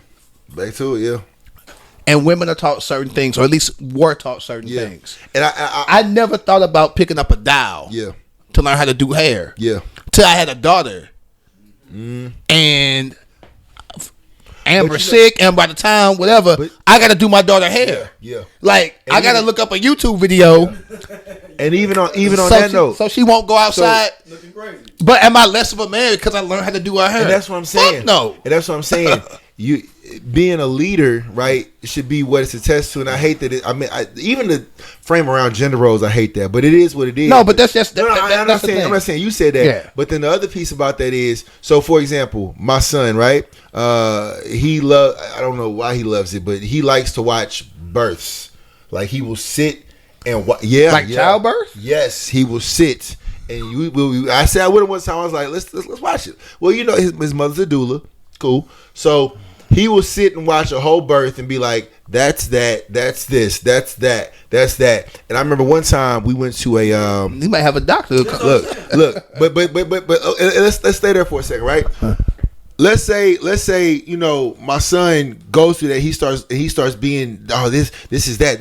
Does that make him, right, less of a whatever in the eyes of the podcast that I saw? Right, because he is choosing to learn more about the female body, right? Not in a sexual way, but more so in like how it does it. So, for example, my son has go a little deeper. My son has a teacher who is transitioning from male to female, right? So obviously, with his love for watching births, he has questions. He was like, "Daddy, men can't have babies, right?" I'm like, "This is true." So then how, you know what I'm saying? These are the conversations that are needed. Transition. Yeah, sorry, that's what I mean. Yeah, you got a smart ass kid, but again, like if ever at any moment I was to be like, "Yo, we're not watching no kids coming out because you too young for that." When you have 2-year-olds playing drums, you have kids who are doing great things at a young age.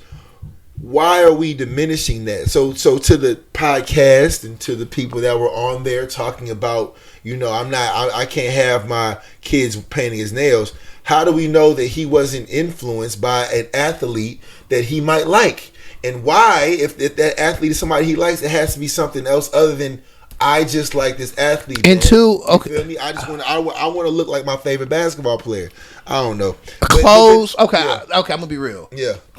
Nothing makes you gay, but being with another person of the same sex. Clothes don't make you gay.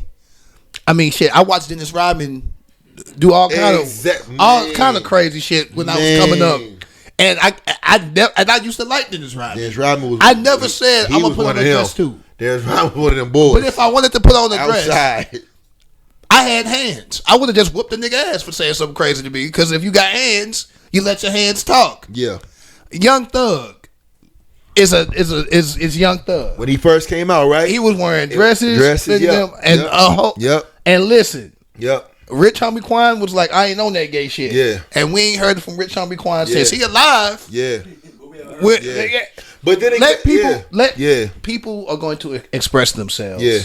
And I don't have a son, so I can't speak on that per se. But if my daughter came home and dressed like fucking the Lady of Rage one day, she's still gonna be my damn daughter. Yeah, exactly. I ain't gonna be like I ain't gonna lie. Like it just come to mind. Like you talk about dressing like people. So like, because again, we live in a society where it's accepted. Like say for example, if your daughter wanted to dress like, I don't know, 50 Cent, it would be accepted. Oh, dress like 50 Cent.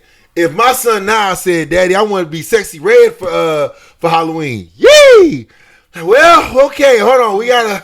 Cause that was sexy Red's not. We gotta pick a different woman. It ain't got nothing to do with being okay. If my son says, "Daddy, I want to be president one day. I want to dress like Kamala Harris for Halloween." Damn, I'm gonna be like, "Whoo, might have to jump into the village for this one because I don't know how this." I want you to dream to be president.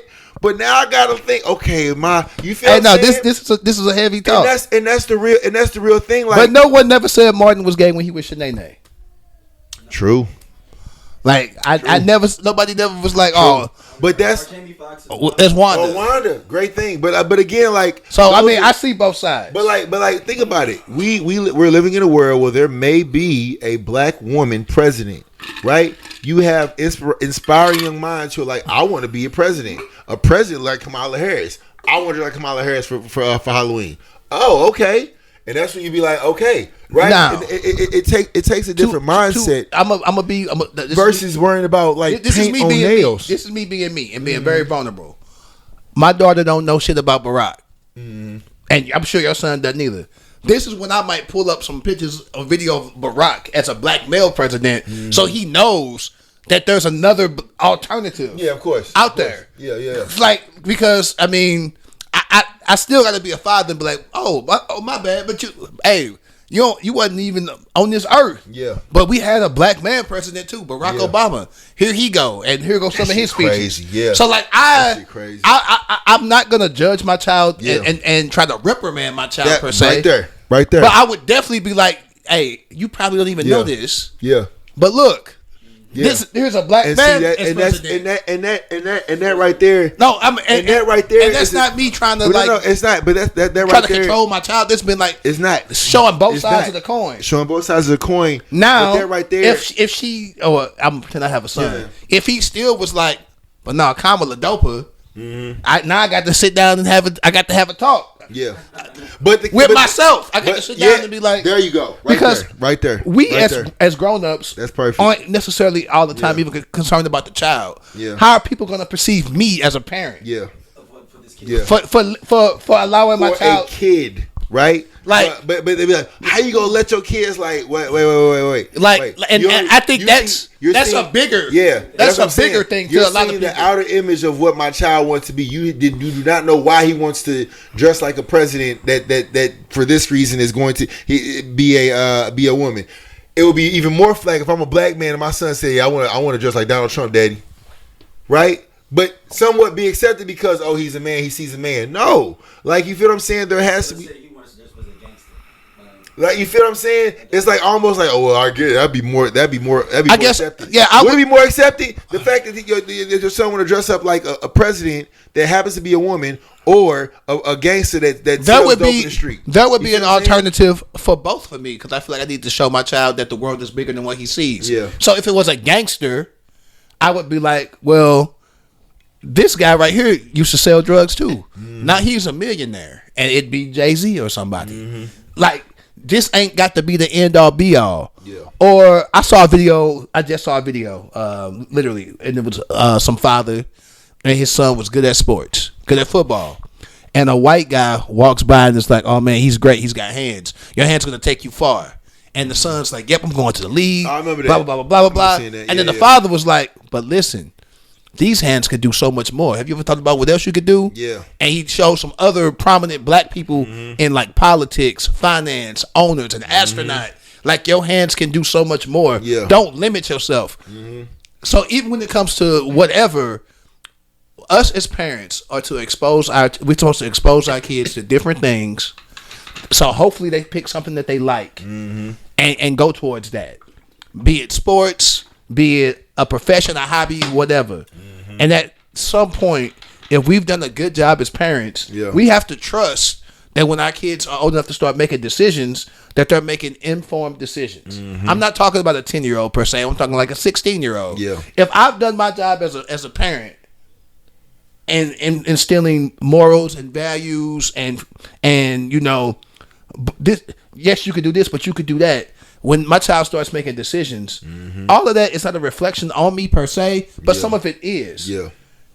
I would much rather my child, as you said, be a well-adjusted, emotionally available, productive citizen, just all around good person. Because the thing is, we celebrate the results, but hate to look at the process, right? Think about it. If and I ain't gonna keep putting it on now, but like, let's say now I wants to dress up like Kamala Harris for Halloween, and let's say, Lord, that'd be crazy. 30, 40 years down the line, my dad let me dress up as president, and here I am as your president. And like, damn, you know what I'm saying? I would have killed that dream to be like, no, you can't do that. You got to be Spider-Man or Deadpool, Wolverine. You feel what I'm saying? Like, these are the kind of things that you low key don't even know. I'm not saying you. No, I know what you're saying. Like of that podcast that I saw, like, diminish. But that's not the only podcast. I'm not saying what I saw. Because D Wade gets dissected on a bunch of stuff for the same thing. Facts. So this isn't. Great. This is not a new phenomenon. I forgot about that. Like, like this isn't a new thing. And gender roles and sexuality and things like that. This is not new. We just see it more because of podcasts and because we live in a society where we are.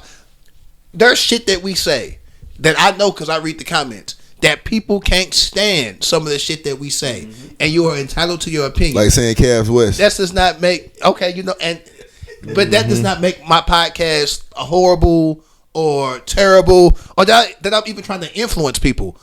I don't give a fuck what y'all do. These are just my opinions. Like, no, I'm being honest. I'm not judging anybody. Like, I live in a. I don't give a fuck what y'all do. No, I'm just being honest. I live in a world where what you do in your house does not pertain to me. As long as what the fuck you doing over there don't fuck up shit I got going on, I don't care. Mind you, I do have a couple hard no's. Don't be fucking beating women. Don't be fucking molesting kids. Yeah. Like, it's just some shit that a hard fucking knows. Like, bruh, what the fuck? Yeah. But like, don't be assaulting women. Assaulting women. Yeah, like if you are in your crib and you want to do some wild shit with your mate, do that shit. I'm not in there. Do that shit. Like, as long as you ain't fucking beating the shit out of your kids and doing some wild shit. Like, again, you can't. Children are children. Yeah. As long as you aren't forcing a child to do something and hurting them, raise your kids how you want to raise your kids. Thanks. Because I'm going to raise my daughter how I want to raise my daughter. Exactly. And I don't need you in my business. Exactly. As long as I'm not harming her, you have no reason to try to question what I'm doing in my household. You have so I give people that same agency. As long as you aren't really harming the child or doing something that's going to stunt their growth. But some people would, to be devil's advocate, some people will say by letting your son in, your son in his growth. And I hear that. I'm just and I 100% hear that. At some point, you gotta. If this is free will, and I'm free. Yeah, because it comes to the point where it's like. I remember coining the phrase "Black Boy Joy." Okay, great. So then, if my son wants to Black Boy Joy under. So where's the joy at, right? You know what I'm saying? So I'm not advocating. I didn't advocate for or against. Raise your children exactly with some kind of what's the word I'm looking for? Understanding, I guess. Grace. Yeah. We give adults more grace than we give children. Yeah. And that's fucked up. Yeah. That's real shit. We give adults a lot of fucking grace, but we'll fucking pile on some kids. Yeah. Painting your nails, does that make you gay? Yeah. It really doesn't. I'm gonna just say that. I've never painted mine, but if I had a son and my nigga was like, "Hey, bro, I know D Wade from back in the day, and that nigga was cold. That nigga was cold." I'm gonna probably talk to my 99.9% of y'all couldn't beat him in no game. I get buckets though. Okay, whoa. No. We gonna finish. No. I get a couple buckets though. You know what I'm saying? I get in the game. Everybody. I get one. Anybody. I get one. We're not gonna do this. I get one. Maybe D Wade at the age he is now. Maybe not Kobe. At D Wade at his age now. Maybe not Kobe. You're absolutely not giving. You're definitely not giving. I wouldn't give Kobe buckets. I score on LeBron though. Yeah, I would score on LeBron. I could do that shit. He couldn't score on 19-year-old LeBron or 40-year-old LeBron. You're just talking crazy at this point. He couldn't score on LeBaron James. He said LeBaron James. And I love your confidence, and you need to keep that. But goddamn, he said LeBaron James. That's hilarious. If there's any listeners that think you can give buckets on Dosia, there we go. And let's say what heights do we want? Let's up a charity basketball game. Yeah. And nah, man, I don't want to. Yeah. 6'2" and under only. We want 6'2" and under only. We ain't staying on this. We're staying on. It's a crazy statement, my boy. But this is a great conversation, though. We can transfer. I'm gonna shake your hand. Let's talk about. Since we're talking about presidents, Kamala Harris. Shake your hand. Was certified by the DNC recently as the Democratic presidential nominee. Yeah. The Walsh, the Harris Walsh campaign is in full swing now. It is. I like the energy. Yeah. The campaign energy has been amazing. And Trump just feel like he's just tired. Every time you see him, he's like, well, you know what it is. He was expecting to run against an old ass man too. You know what it is now. the thing is, he's the older guy now. If you look back when he was slower, yeah, I'm running against this older dude. He was expecting this was gonna be which way did he go as race, and this motherfucking the niggas is moving like. Yeah. So I gotta go to Michigan again now. Yeah, you gotta actually do this shit. Yeah. Yeah, because she been there 3 times. Dog, them rallies be packed, bro. Yeah, like oh my god. So I was a little bit. Of course, I'm always pro-black, and yes, she is black. She can be biracial, goddammit. Yes, she's Indian and black, guys. It happens. But if you saw her, I wouldn't even think she was mixed if I saw her. Bro, she went to Howard, and she joined a black sorority. She did. That's enough for me right there. Yeah. Listen, it is very hard to be in mixed spaces and they say, what college did you go to? And then you say Howard. And then they're like, I'm a part of Delta Chi. And you say, I'm a part of Alpha Kappa Alpha. Like, she chose this.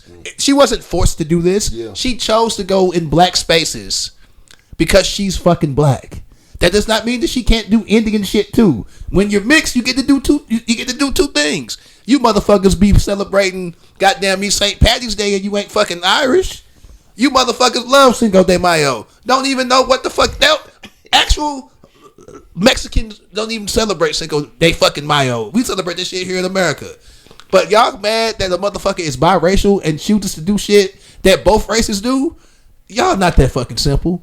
And I'm not talking to our core audience. I'm talking to you, you fucking niggas that she don't do nothing for the black people. She's an Indian. Guess what? When you're the president of fucking America. You're not just the president of black people.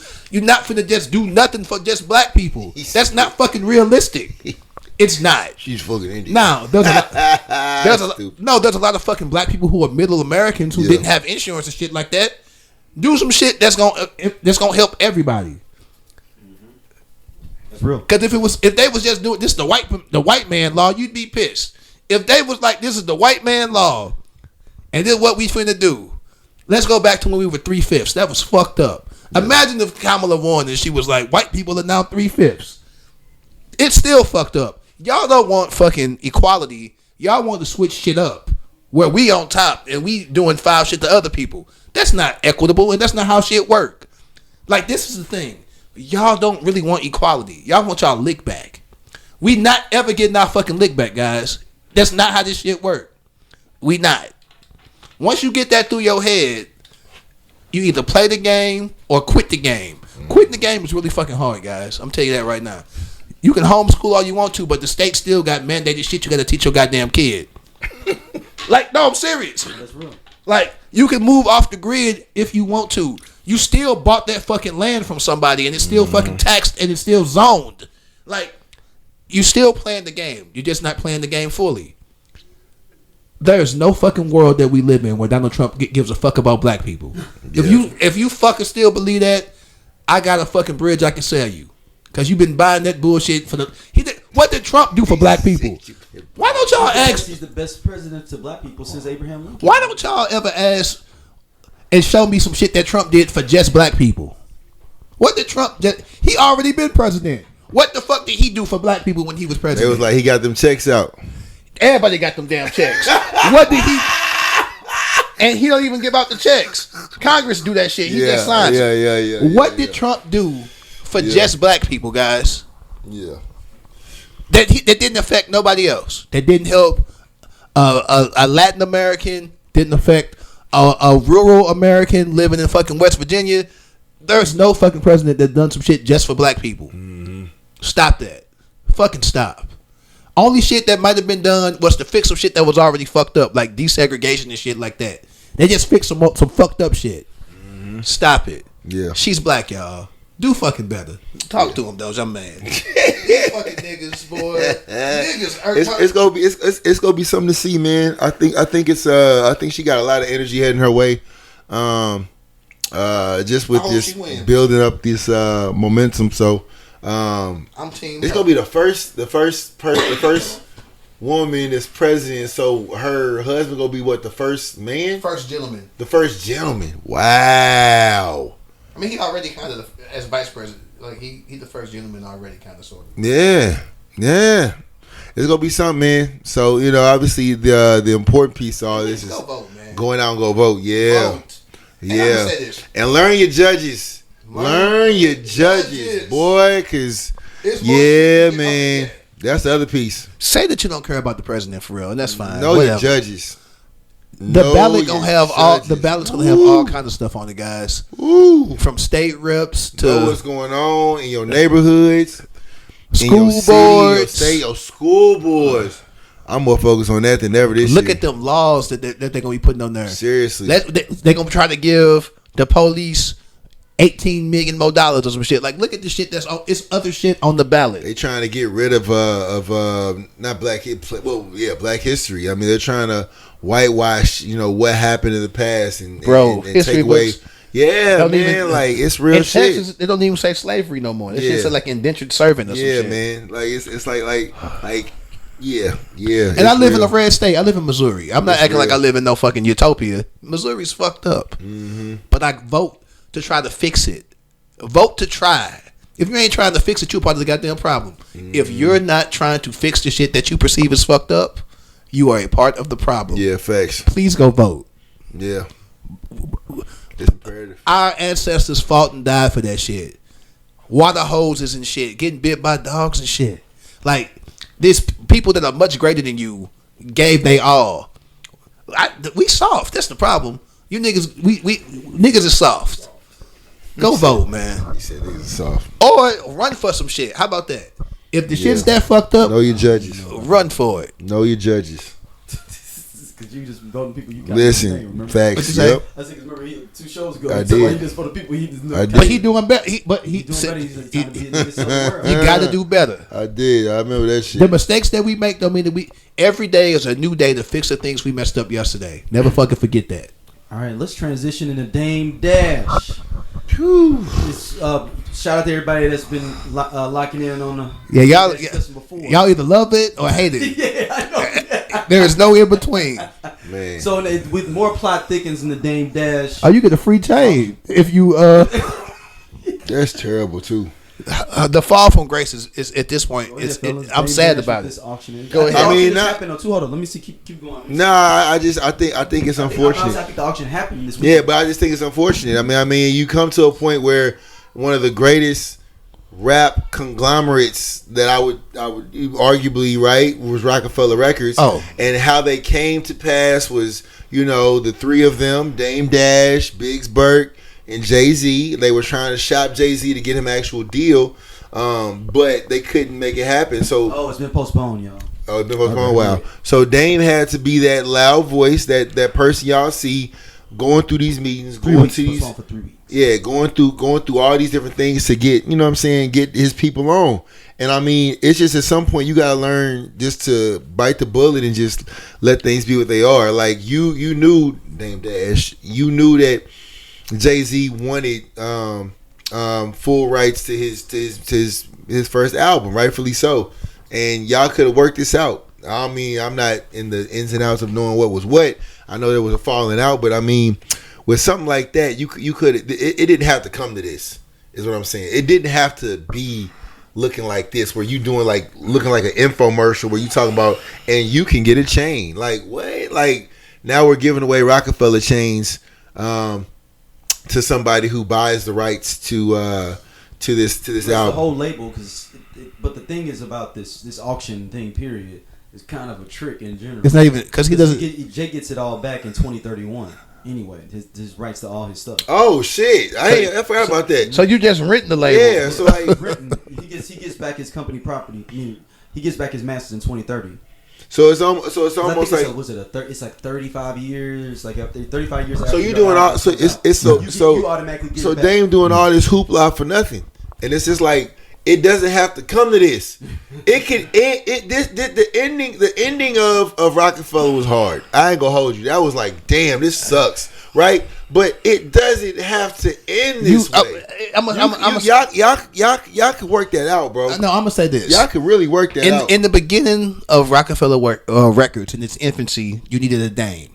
You needed somebody loud to come in and shake the table, and you needed that to get in the door. Yeah, for them to even pay you any attention, you needed because Jay was too chill. Yep. And Biggs ain't saying nothing. So you need that. You needed that. But once you in the door, you can only shake the table so long before the table be like, "Bro, get the fuck out of my house." Mm-hmm. Like, no, I'm gonna be real. Exactly. Okay, you shook the table to get in. Yep. Now you in. You gotta come up with a new slicker way. Exactly. To get your voice heard. Exactly. Because again, if I let you in my crib and you keep shaking my shit, bro, you got to leave. Exactly. Because if you break my fucking table, I'm going to break you. Yeah. And that's what happened. Jay-Z evolved. The rap game's like things evolved. And not to bring his name up, but a nigga who could fucking talk to you nice like Diddy kept on fucking moving and progressing. And the loud nigga that was on some, we don't even need you motherfuckers for real. Mm-hmm. Why you in my house then if you don't need me? If you don't need me, why are you here? Jay-Z said it best on his song. Like, you know, I heard niggas saying they made Hov. Made me say, okay, then make another Hov. You feel what I'm saying? So he spoke to that a little bit. And that's hard to do. And it was like, damn. Like I be like, on a smaller scale, niggas be like, why come Ali ain't making new Nelly? I'm like, that's hard to do. The timing, you got the, you know, it's look. Hard. Like, you can't just pick another motherfucker out to do that. You can't just be like, and again, this nigga's falling from grace, but I'm gonna use Diddy as an example. Diddy kept trying. Let me get Shine. He sound like Mace first. Oh yeah, with Loon. No, I'm saying Mace. Oh yeah. No, I'm just saying. Yeah, I'm Mace. Talking about legit clones. Loon. Loon sounded like Mace. Harlem World. They was all Harlem. Yeah. Loon sounded like Mace. Shine sounded like Biggie. It's hard to. You can't remake that. But with so much influence that they had, where they probably didn't even realize that time. It's like, dang, bro. Like you go. This could have been a whole. I remember Dane was talking. He did a whole bunch of interviews. I remember he said that I knew it was over for real when I was at Def Jam Studios for something, and he said I was on the elevator going down, and then Jay-Z walked on, and it was just me and him in the elevator for like maybe 4 or 5 floors, and not one word was said. I'm like, damn, bro, that's crazy. That's crazy that after so much with so many with this person, y'all just in a strange place like, oh, he's him, I'm me, bro. You feel me? We give Kanye a lot of shit. Even Kanye was like, I'm riding with Jay. Yeah. Even Kanye was like, this nigga on some other shit. Yep. And now to a certain extent, Kanye has kind of become a name, which is wild. Yes. Which is wild as fuck to me. Yeah. But I feel bad for Rockefeller Records. I feel bad for their friendship. If it was a real friendship, it might have just been business. I don't know. To me, they was brothers. On the outside looking in, I thought them niggas was brothers. That long and don't, yeah. So hey, they tell you not to work with your family or your friends. Me and Doja do a podcast with the best of fucking friends. If in 10 years we wouldn't have fell out, I would go back and just not. The I Only Listen to 90s Music podcast is a show for 80s babies who were 90s kids. If you were a No Limit soldier, then this is your show. If you believe that Cash Money is not an army but was a Navy, this is the show for you. If you and your friends ever tried to sing a song written by Escape, In Vogue, Shy, or Boyz II Men at a talent show during middle school, this is your show. The I Only Listen to 90s Music podcast is a bunch of 80s babies talking about all the songs and things that we loved when we were kids and teenagers. So if you went to the skating rink and you were at a lock-in, this is the show for you. If you think that Tevin Campbell was the original Prince of R&B, this is the show for you. If you don't understand the conflict between Monica and Brandy, but you're kind of on Monica's side and understand why Brandy got punched, this is the show for you. Make sure that you tune in, subscribe, click the little subscribe link. We're here. We're going to talk about all things 90s music. This is the show for you. The podcast, because that doesn't make sense. Yep. Like, because we family. It's got to be a way to navigate this world and get money and eat with your people without falling out. And I look at Jim Jones and Cam. Like, it's a lot of situations where, like, I fell out. I don't understand how it happens, but it happens. And they fell out. They fell out for a little bit. Cameron and Jim Jones. Yeah, but I always falling out. I feel like but I guess all I'm saying. But then things can be repaired. They got it back together. I never thought Mason Cameron would be boys again. And amazing show. That show. And they have a crazy show. I never thought that Kobe and Shaq would fix shit.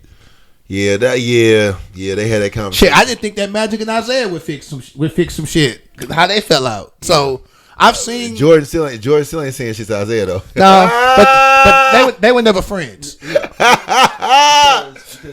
My nigga Jordan said, "Nigga, I took your city and I made it mine, nigga." He took his city. That's the thing. I took your city, I made it mine, nigga. Bird don't fuck with Isaiah either though, because it was kind of like one of the consensus amongst all like the big three of that era not to let Isaiah on that. But Magic and Isaiah was actually, but Magic and Isaiah had actually been partners. So that's why that was the most fucked up. Yeah. But he say something about him having, I don't want to be around somebody. Yeah, no. When the age shit came out, Isaiah was on some, hey, I don't want to be around that nigga either. Like type shit. Carmelo said it first. Carmelo said it out loud. Oh yeah. Carmelo of all people. In an interview. Him of all people. It was Isaiah said it with the homies. Yeah. Like, but it got back to Magic. You talk about a nigga who need his head chopped off. Oh, Carmelo? Oh my goodness! That's a 13-year-old with a 13-year-old. His first kids with a 13-year-old. He's a whole. And John Stockton is also a MAGA flat earther weird motherfucker. Oh, you didn't know? Look up John Stockton. Oh, John Stockton is very on some wild shit. Of course, he friends with Carmelo. I ain't know that.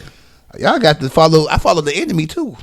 Yeah, John Stockton's son, nice at basketball. I don't know if he's still in the league though. But yeah, I didn't know that. I was not hip to that. But anyways, though, I mean, like I said, I think anti-vax and all that. Oh yeah, no, he on some like he in there.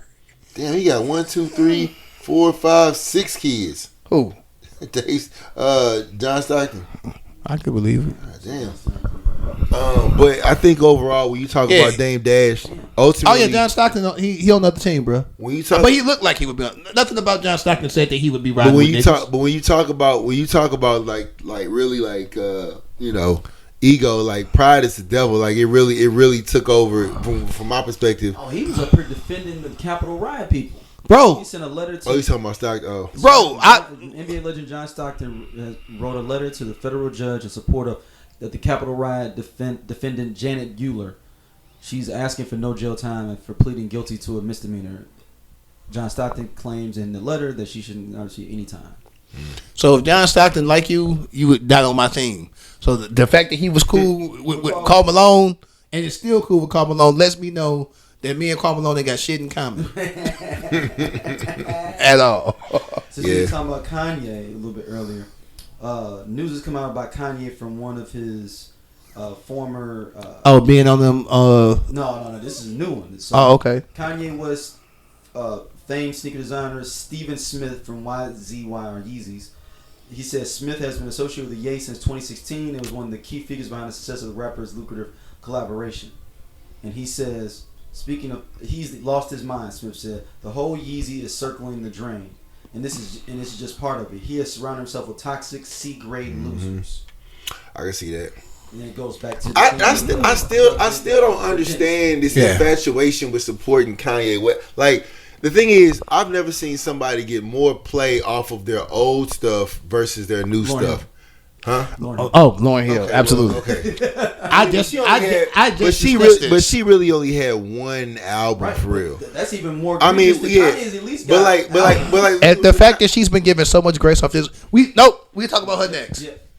I mean, I think the thing with Kanye is like he's one of those people that one is been spiraling ever since his mother passed. But I think it's people believe in him so much they just think that he can. And it's like, what do you believe? Like anybody that's like, yeah, Kanye's a genius. And what? He's a free thinker. He's a free thinker. And that's great. That's great. What free thinking. What about him speaks to you like logically and lets you know that okay, this is how. Like when he was breaking down different things about racism and shit like that, I was like, okay, some points, but like the majority, like, bro, what? Like you went on a whole thing about being a now making only Christian music. To that just went out the window. Oh no, he was listen. He's a grifter like Trump. He's just black, and he used the religion card to get back on. Yeah. And then once he got back on, he started back being Kanye. Yeah. And I said, it's old episodes of me saying that he's going to do this shit, and then he's going to go right back to being Kanye. And I was right. When you get a certain level of power, a lot of people surround themselves with yes men. Mm-hmm. If I am making a mistake, I'm happy that Dosia will be like, nigga, what the fuck are you doing? I'm happy that you, Daryl, will be like, Sleep, what the fuck is going on? I don't want to be around a bunch of yes men. Mm-hmm. I know, as the nigga who said, if I was born and I was a rapper, I would have been one of the wildest niggas out there. I make horrible decisions, and I know it. You give me some money, I'm going to do, again, not at the age I am now. Yeah, you said 6 months. 6 months, yeah. That's a quote. That's a direct quote. Yeah. But if you our first viral moment. But if you give me enough money even today, I might do some wild shit. What is it, man? Well, how many months you give yourself now? I ain't gonna die, but I'm gonna just. It's gonna be a blaze of fucking glory. You're gonna be like, "Why is Sleepy doing this?" I ain't gonna die, but I ain't gonna die. You said you're gonna start wrestling like Gunner, right? I might be Cam Newton for a week though. Just like the over Redenbacher. I might. He said I might be Cam Newton for like a week. That nigga do just like the Monopoly man though. Yeah. Or the Planters Peanuts. Yeah. No, I'm just saying, but I might just be on some like it's real easy to judge these people when you ain't got the wealth. Man, if I had $30 million, it'll tell them what the fuck I would do. Ain't no motherfucking telling. Yeah. I'm being honest. He's supposed to be a billionaire. Kanye's supposed to be a billionaire. No, well, I'm just talking about. You said $30 million. Yeah. You give me $30 million, I might wild out too. Yeah. But guess what? This nigga Doja gonna find a way to cuss me out. So what the fuck are you doing? And I'm gonna need that to snap me back to reality. You need somebody to not be a yes man. You got to keep at least one person in the unit. Yeah, you know what I'm saying? That's gonna tell you what the fuck my car at, nigga. That's what fuck I'm talking about. How the fuck you got this money? I ain't got my shit yet. One you would have had the car easily. I just had to reach out to one of our boys the other day who was fucking up. I ain't gonna put his name on here, but I had to legit what the fuck are you doing? Shit, okay. Like, but he thanked me for it. He said, you know what, you right. I am fucking up. Because he tried to give me an excuse. I said, no, fuck that. You fucking up. And he was like, you right. And I was like, hey, I wouldn't be your fucking brother if I didn't tell you. And if you catch me out here fucking up, let me know. Put me on. Because sometimes the lights get too bright. A nigga get to feel like he got some motion. And you get the fucking juking. You know, that's what I always call it. Nigga, I'm out here juking. I turn to Bobby Brown in a minute, minus the crack. I don't fuck with crack, but boy, We used to be at events. I just disappear. We'll walk in 10 deep, and 20 minutes they don't know where the fuck I'm at. Yeah. I'm just gone. I didn't drive or nothing. What the fuck? Come back with drinks. Ain't got no money. Come back with drinks. Like, where the fuck the drinks? Drinks and a smile, cause I done ducked off with somebody and got hooked up. That's how you got to move. So Drake has decided to come back at Kendrick Lamar. He says we are in quarter 2. And that is not over. This is some shit that you do when you lost the fight and now you want to come back. you can't lose the fight, go home and rest and do some push-ups and come back out 2 weeks later like, nigga, let's fight. Like, it's over. The fight's done. And you did some push-ups at home for them 2 weeks? The fight is done, bro. Listen, now HBCU season is here. I done heard Name Like Us like 10 times. Different schools. Norfolk State and the FAMU came out too. No, bro. Dog. They playing that shit at fucking gymnastics event. Like all kind of shit. Like I'm like, Drake, I told you what to do, my boy. You should have made you something for the ladies. Start singing a little bit. Do some fucking British rap or some shit. You know, whatever. I'm saying like do some shit and just leave that Kendrick Lamar shit alone. You are the bigger artist, bro. But he's vindictive. I get that. He feel like he lost. Mm-hmm. So he got to come back. Don't just let it go. Because it can only get worse. Go back and finish up Pusha. You ain't even finished up Pusha. But this fucking They're Not Like Us blew up so much. White people know that. The PTA know that. Like, They're Not Like Us is so big. Like, his core audience know it too. I'm talking about like little white girls and white boys in the suburbs. Like it's too big. So now he feel like he gotta come back. You don't. Your wallets is good. You can have any woman you want in this world. Like you are a bona fide superstar. Michael Jackson didn't make no diss records about Prince, bro. Let it go. I wouldn't beef with nobody if I was Drake at this point. I would let them niggas say what they gonna say and not even acknowledge them. You are at the level you don't even have to acknowledge people. Stop giving these niggas power. Now I got to talk like I like you for real. You're giving niggas who don't deserve power. Now Kendrick Lamar did deserve it. You should have fucking snuck his ass and knocked him out when you had the chance. You had a chance. But then y'all was like, he can't make no hit. He can't make nothing that nobody gonna sing to. He make these boring ass records and then he hit you with a hit. And the shit was huge. Let it go. All right, Dosia. As our Drake, only like West Coast rap I've been listening to is Vince Staples and like Nipsey. I ain't ever really been a heavy like Kendrick fan. You know what I'm saying? I think Rich Spirit might have been one of the most played records I had from Kendrick. It's rich nigga broke from. But like again, man, I like the new shit he dropped. I ain't gonna hold you. I mean, the new Drake. That new Drake, the new little tracks he was dropping. I don't know if it was aimed at Kendrick, but I mean, shit. I mean, nigga talking this shit. That's what you gotta do. So, do you think he can come back from this, Drake? I don't. Drake ended the beef. I don't think it was over. I don't. Me personally, this me. Me personally, I don't think that it could have been. What were saying? I don't think as far as when you talk about winning or losing. Like, I really don't think that Drake took a huge L. Like, when you talk about Not Like Us, yes, that motherfucker went ginormous, global. Like, it went crazy. And then Kendrick went back into his wherever the fuck he went. You feel what I'm saying? Obviously, we talked over and over about where this shit came from, where it stemmed from, how it got portrayed. It's like, I'm like, nigga, if you go say his name, say his name. And that same rule applies to Drizzy. You feel me? If you go say his name, say his name. You feel what I'm saying? Like, why even test on it? But like these new tracks he dropped, I fuck with it. Does everybody? I have no idea. But I mean, again, bro, like people talking about, he the king of the world. I'm like, when did he become king? When he ain't better than Nipsey. That's all I'm saying. You feel what I'm saying? Wait. That's just my opinion. But again, everybody crowned him, though. He's the West Coast crowned. The West Coast crowned him as king of the West Coast. So he's not better than Nipsey. He's not. That's just my opinion. I don't think Kendrick Lamar is better than Nipsey.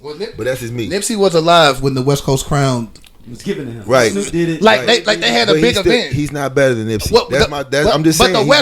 But, he's not. But no, nigga, he's West not. Coast, but he's not better. If you look at the catalog, if you look at what they talk about, the reality of real shit they talk about, like nah. Bro, I think Nipsey's a better artist. Doesn't even have a large enough catalog to compare him to Kendrick, and that says a lot.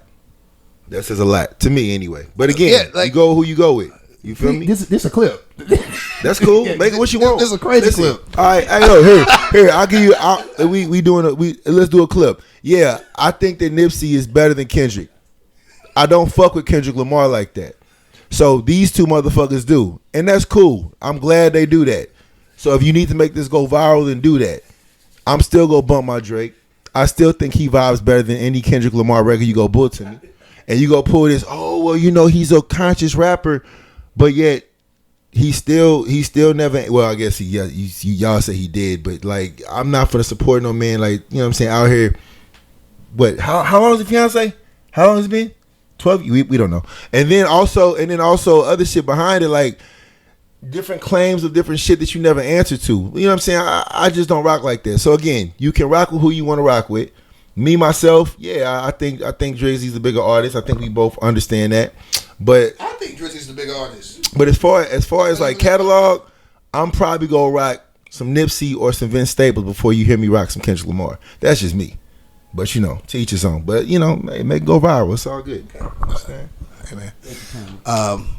One of those guys has a Nobel Peace Prize, and one of those guys has a Grammy, and one of them had to straight up Snoop and all the West Coast niggas literally said that because the question was who crowned him king of the West Coast, and it's like the West Coast, like the West Coast. So Snoop's the speaker for the West Coast because it wasn't just Snoop.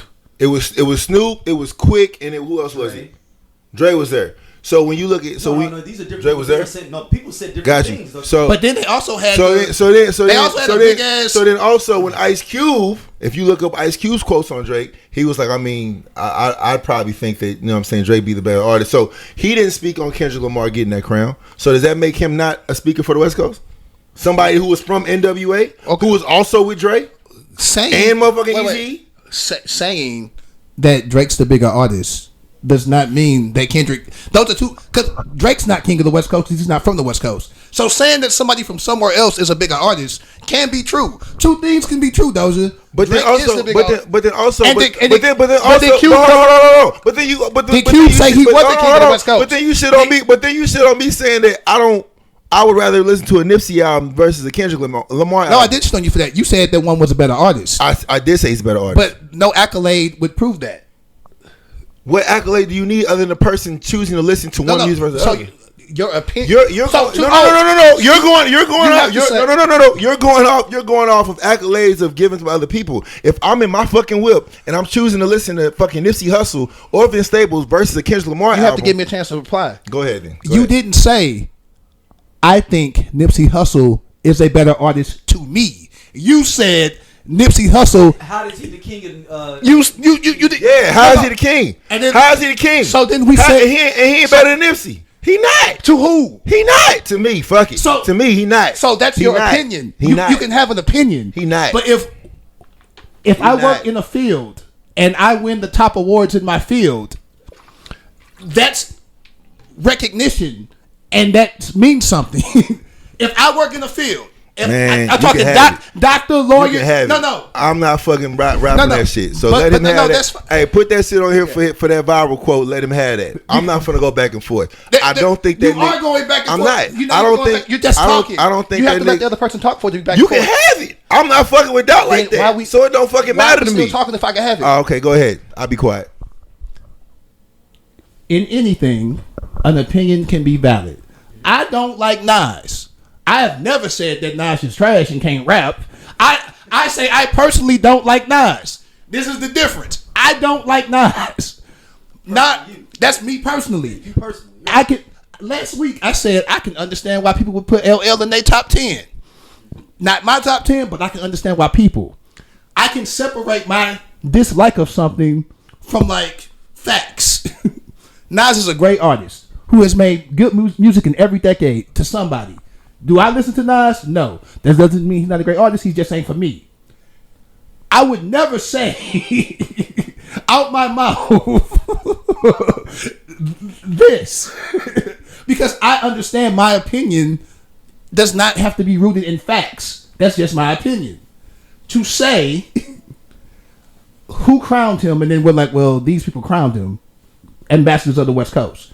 To say Cube never said that Kendrick wasn't king of the West Coast. He just said that he thought Drake was the big artist, which everyone would agree.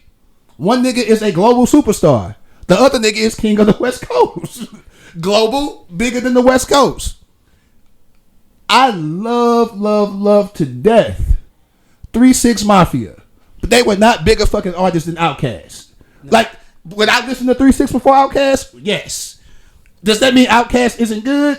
Absolutely not. That's the reality of this. You don't like Kendrick. That's cool. That's fine. But you make a statement like that with so much passion when it's just categorically, again, I don't like Nas. That does not mean Nas ain't a good rapper. And I'm a Nas hater. I have been a Nas hater for decades. And even I won't do that. And that is just my point. You can believe in your mind that Nipsey Hussle has a bigger catalog than Kendrick. And that's more power to you. I don't even know. Nipsey got what? 2 albums? 3? No. Nipsey has much more. I think he has like 7, 8 albums. No, he's got one commercial album and a whole bunch of mixtapes. He turned them into albums because he was trying to get his masters. That's why he ain't signed to Rick Ross in it when he was like trying to come. Anyways, go ahead. Go ahead. Go ahead. Go ahead. It don't matter. Go ahead. Okay. And I will leave it at that. Opinions are subjective. We all have them. If I worked in the field, I don't know, a doctor, and I was given an award because I did some fantastical shit, the nigga who worked at Cardinal Glendon can't say shit to me because I've done some transformational shit. That doesn't mean he's not a good doctor either. Mm-hmm. That just means he can't, because that's the doctor that saved your daughter. You can't be like, but this doctor better. I saved 28,000 people. He saved you. Of course you don't like this nigga. Which makes sense. But if I would have been in the town and it was me or him, the hospital would have asked me to do that shit. I just ain't here because I'm everywhere. And that would be the best synopsis I could put on that. All right. Our last question, listener reached out from the last episode about our top 10 artists or who we didn't think was their neighbor. Asked, why is the Game being hated on so hard? All the Game haters. Step back up to the mic. Game's a great rapper. I'm gonna say that first. He got a song with Drake that I listened to the other day. The 100? Yep, love that fucking song. I said it before. 100 is the shit. It come on all the time. It's a part of my cool down mix when I'm at the gym. It's a part of the cool down mix. Cause just because you don't like a person don't mean they ain't got some shit that you can that resonate with you. Game also is corny in real life, and I think that impacts why I don't really rock with him. And I can understand somebody being like, you know what, I just don't really like Kendrick Lamar because he corny to me. But I also would be like, but can he rap and do the nigga got a message? So Game can talk about some shit. Drillmatic, as y'all said earlier. Drillmatic. Yeah, Drillmatic was good fucking album. Is Game in my rotation? Probably not. But if a Game song come on, I'll listen to it before I listen to Nas. Wow, interesting. Yeah, because Game be on some street shit, even if it's fabricated, even if he making some shit up, even if he making some shit up. Nas be on some shit sometimes I just don't want to listen to. He and I'm putting some furniture together, music like LL. I'm doing some nice easy listening music. All right, what about you, Dosia? What about the Game for you? Why? Because you said the same thing. So So Drillmatic was a good album. I think I don't know. I just think that with Game sometimes it's wrapped up in trying to make a diss. Like for example, like reaching to be relevant, right? So this whole thing that he did a diss track to Rick Ross, and I was just like, it sounded good, but it was like, why? Like, what's the reason behind it? And then there's like other moments where like he does this, like, I'm gonna diss this person. It's just like, for what though?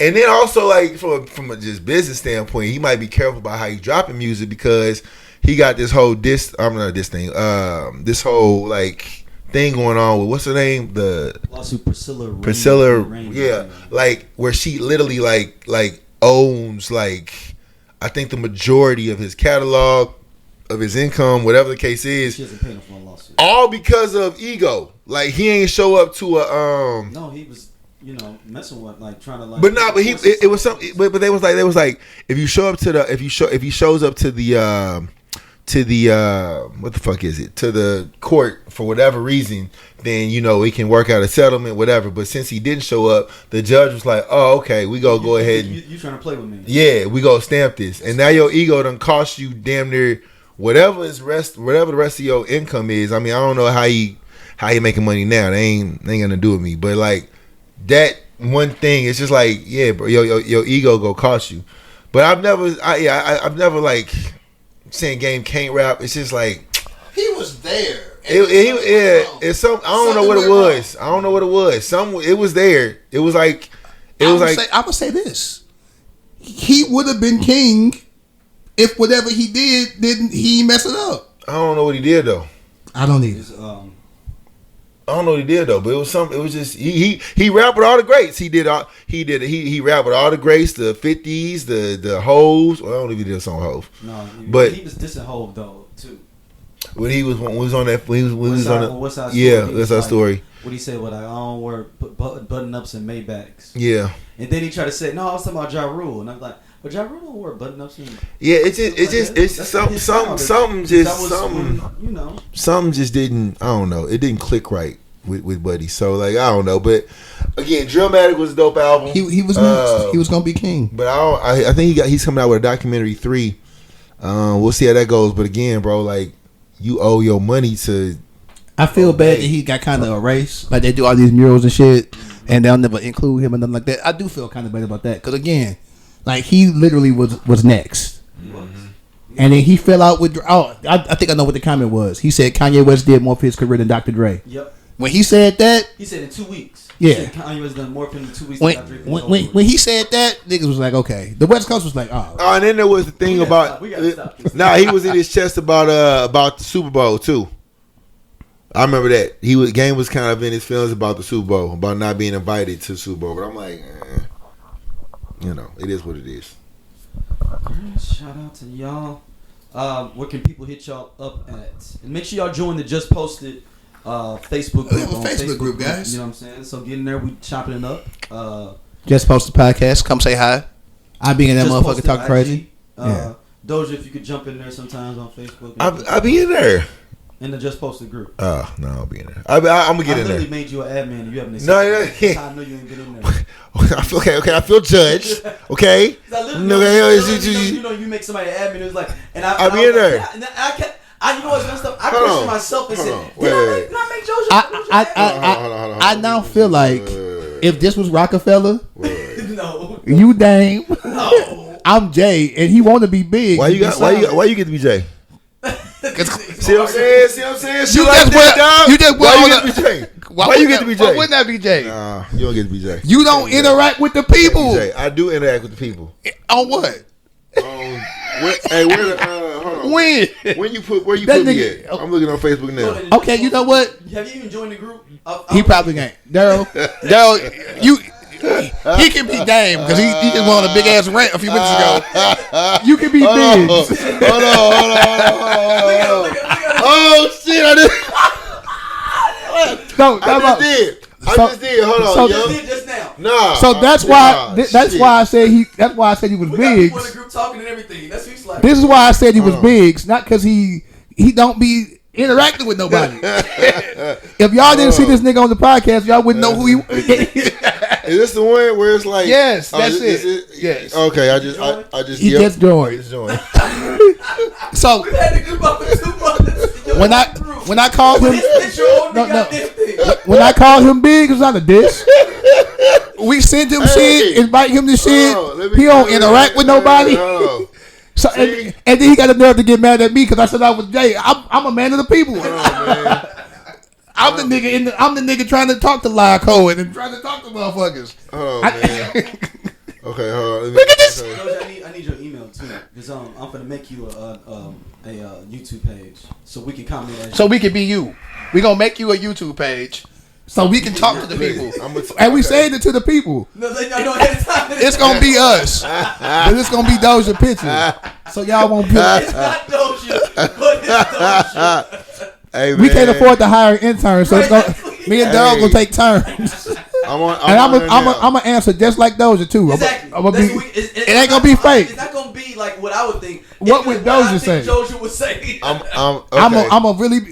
You gonna see Sleepy, a great actor. He can't stand fucking Kendrick Lamar. I'm gonna be in that motherfucker. Like, see, I'm in there. Yeah, I'm in there. I'm gonna write. I'm gonna write something. And yeah. No, it's too late. I'm finna do it right after we done. No, he talking about the Facebook. No, I'm talking about the YouTube. We gonna do it right together. A YouTube page. We gonna make you a YouTube. But don't worry. As passionate as you were, I got all type of material to talk on. Because I'm gonna be you. Nipsey, nigga, Mount Rushmore of the West. For sure. Is he? For sure. Nipsey is? Hell yeah. Listen, let that man have his opinion. Of the West Coast. Oh, fucking right, the whole bro. West Coast or just LA? Nah. Shit. I guess. You got the Bay too. You got the Bay too. Damn, he's right. But I don't listen to a lot of. I would say the West Coast rappers I listen to are mainly probably from LA. Yeah, LA. Cause I don't. When you talk about E40's not because E40 is like Bay Area. That's the Bay. Who else? Too Short. Too Short. Too Short was. I never listen to a lot of Too Short. I don't listen to a lot of Too Short. That's me. I don't listen to a lot of Too Short. What's my favorite word? I mean, but that's like BS. You know what I'm saying? But like, I couldn't tell you that. I was up and coming listening to these songs. Yeah, I don't know. I don't know. These are I mean, I know the that song, I tell but so I don't listen. But like, who else outside of even on the Lil Jon stuff, it better be a better player than me. Even if you fucked every day of the week. I remember that. Meet me at the hotel. T.I. That's features. I get that. I have never I probably so, but I've never got a Too Short album like I'm trying to play this shit through. I mean, I don't think nobody has. I'm just saying, but I recognize that. But then other artists, what's other? Let's say 2000 up, right? When you go on the West Coast, so you got Ice Cube, you E40, got Kendrick, you got Nipsey, you got E40, Mac Dre.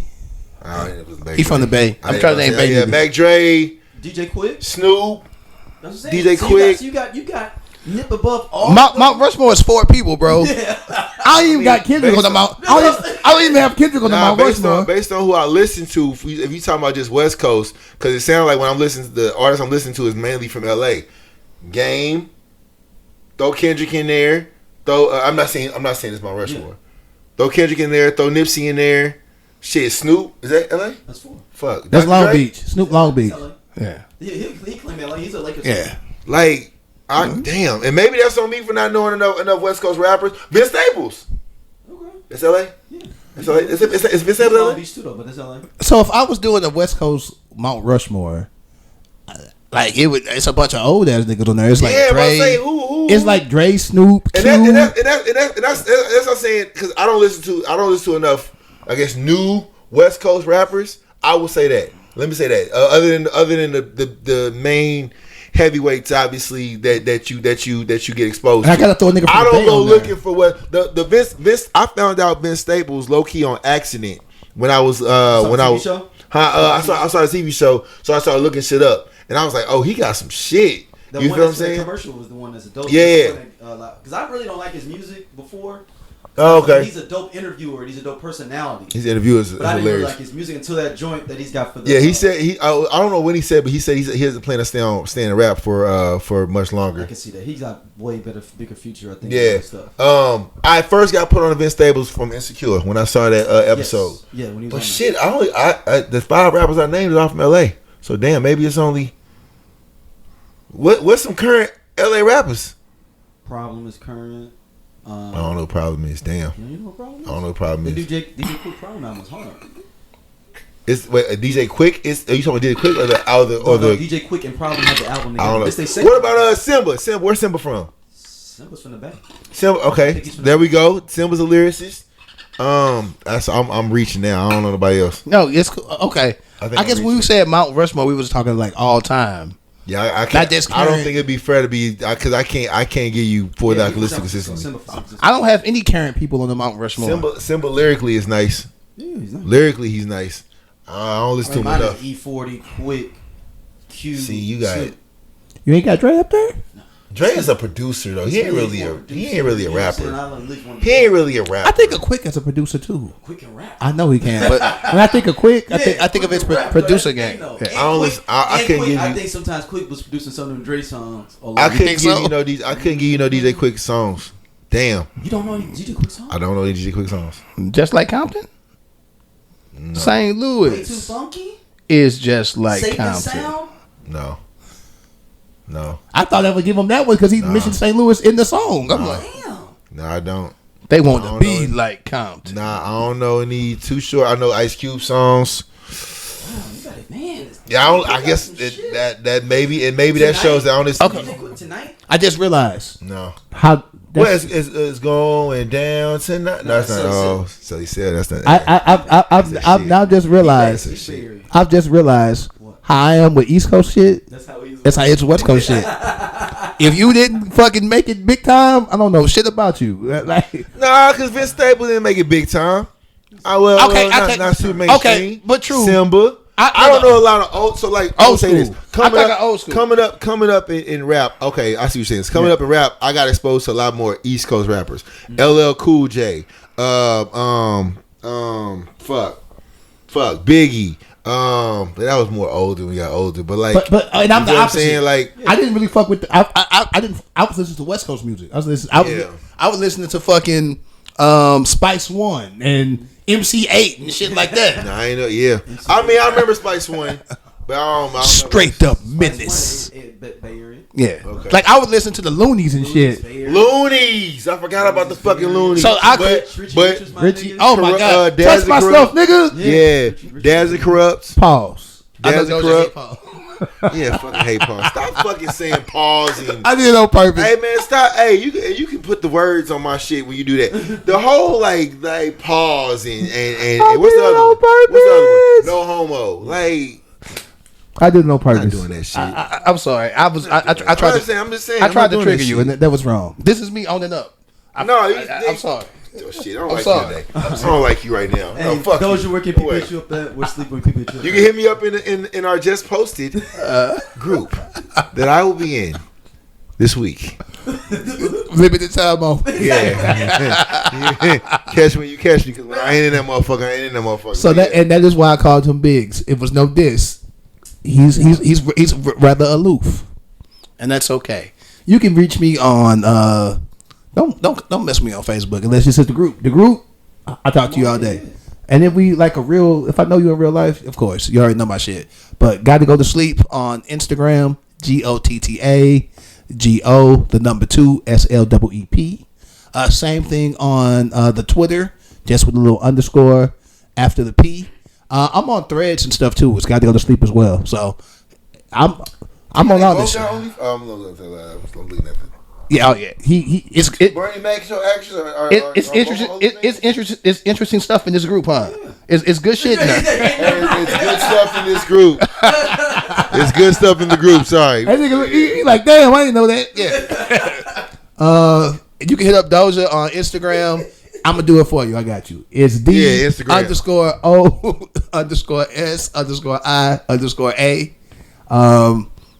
He ain't on Twitter either, or Threads. So yeah, I'm not on Twitter. It's pretty much Instagram. I'm not on Threads. Or you can hit him up on Facebook. Threads is weird to me. And that's it's. Are you on Threads? How does that shit work? It's Twitter basically. Twitter on what? Twitter on Instagram? Instagram got their own Twitter. So why the fuck would you just not just keep Instagram? And do Instagram's for photos. Threads is for talking. Talking what? You just typing shit? Let's say you do on Twitter. It's like Twitter. So why don't you stay on Twitter then? First, get on Threads. Because a fascist owns Twitter now. Oh, so I thought Facebook owns Instagram. No. Yes. Yes. So then what the fuck are we doing? But we got to be on everything. Oh shit.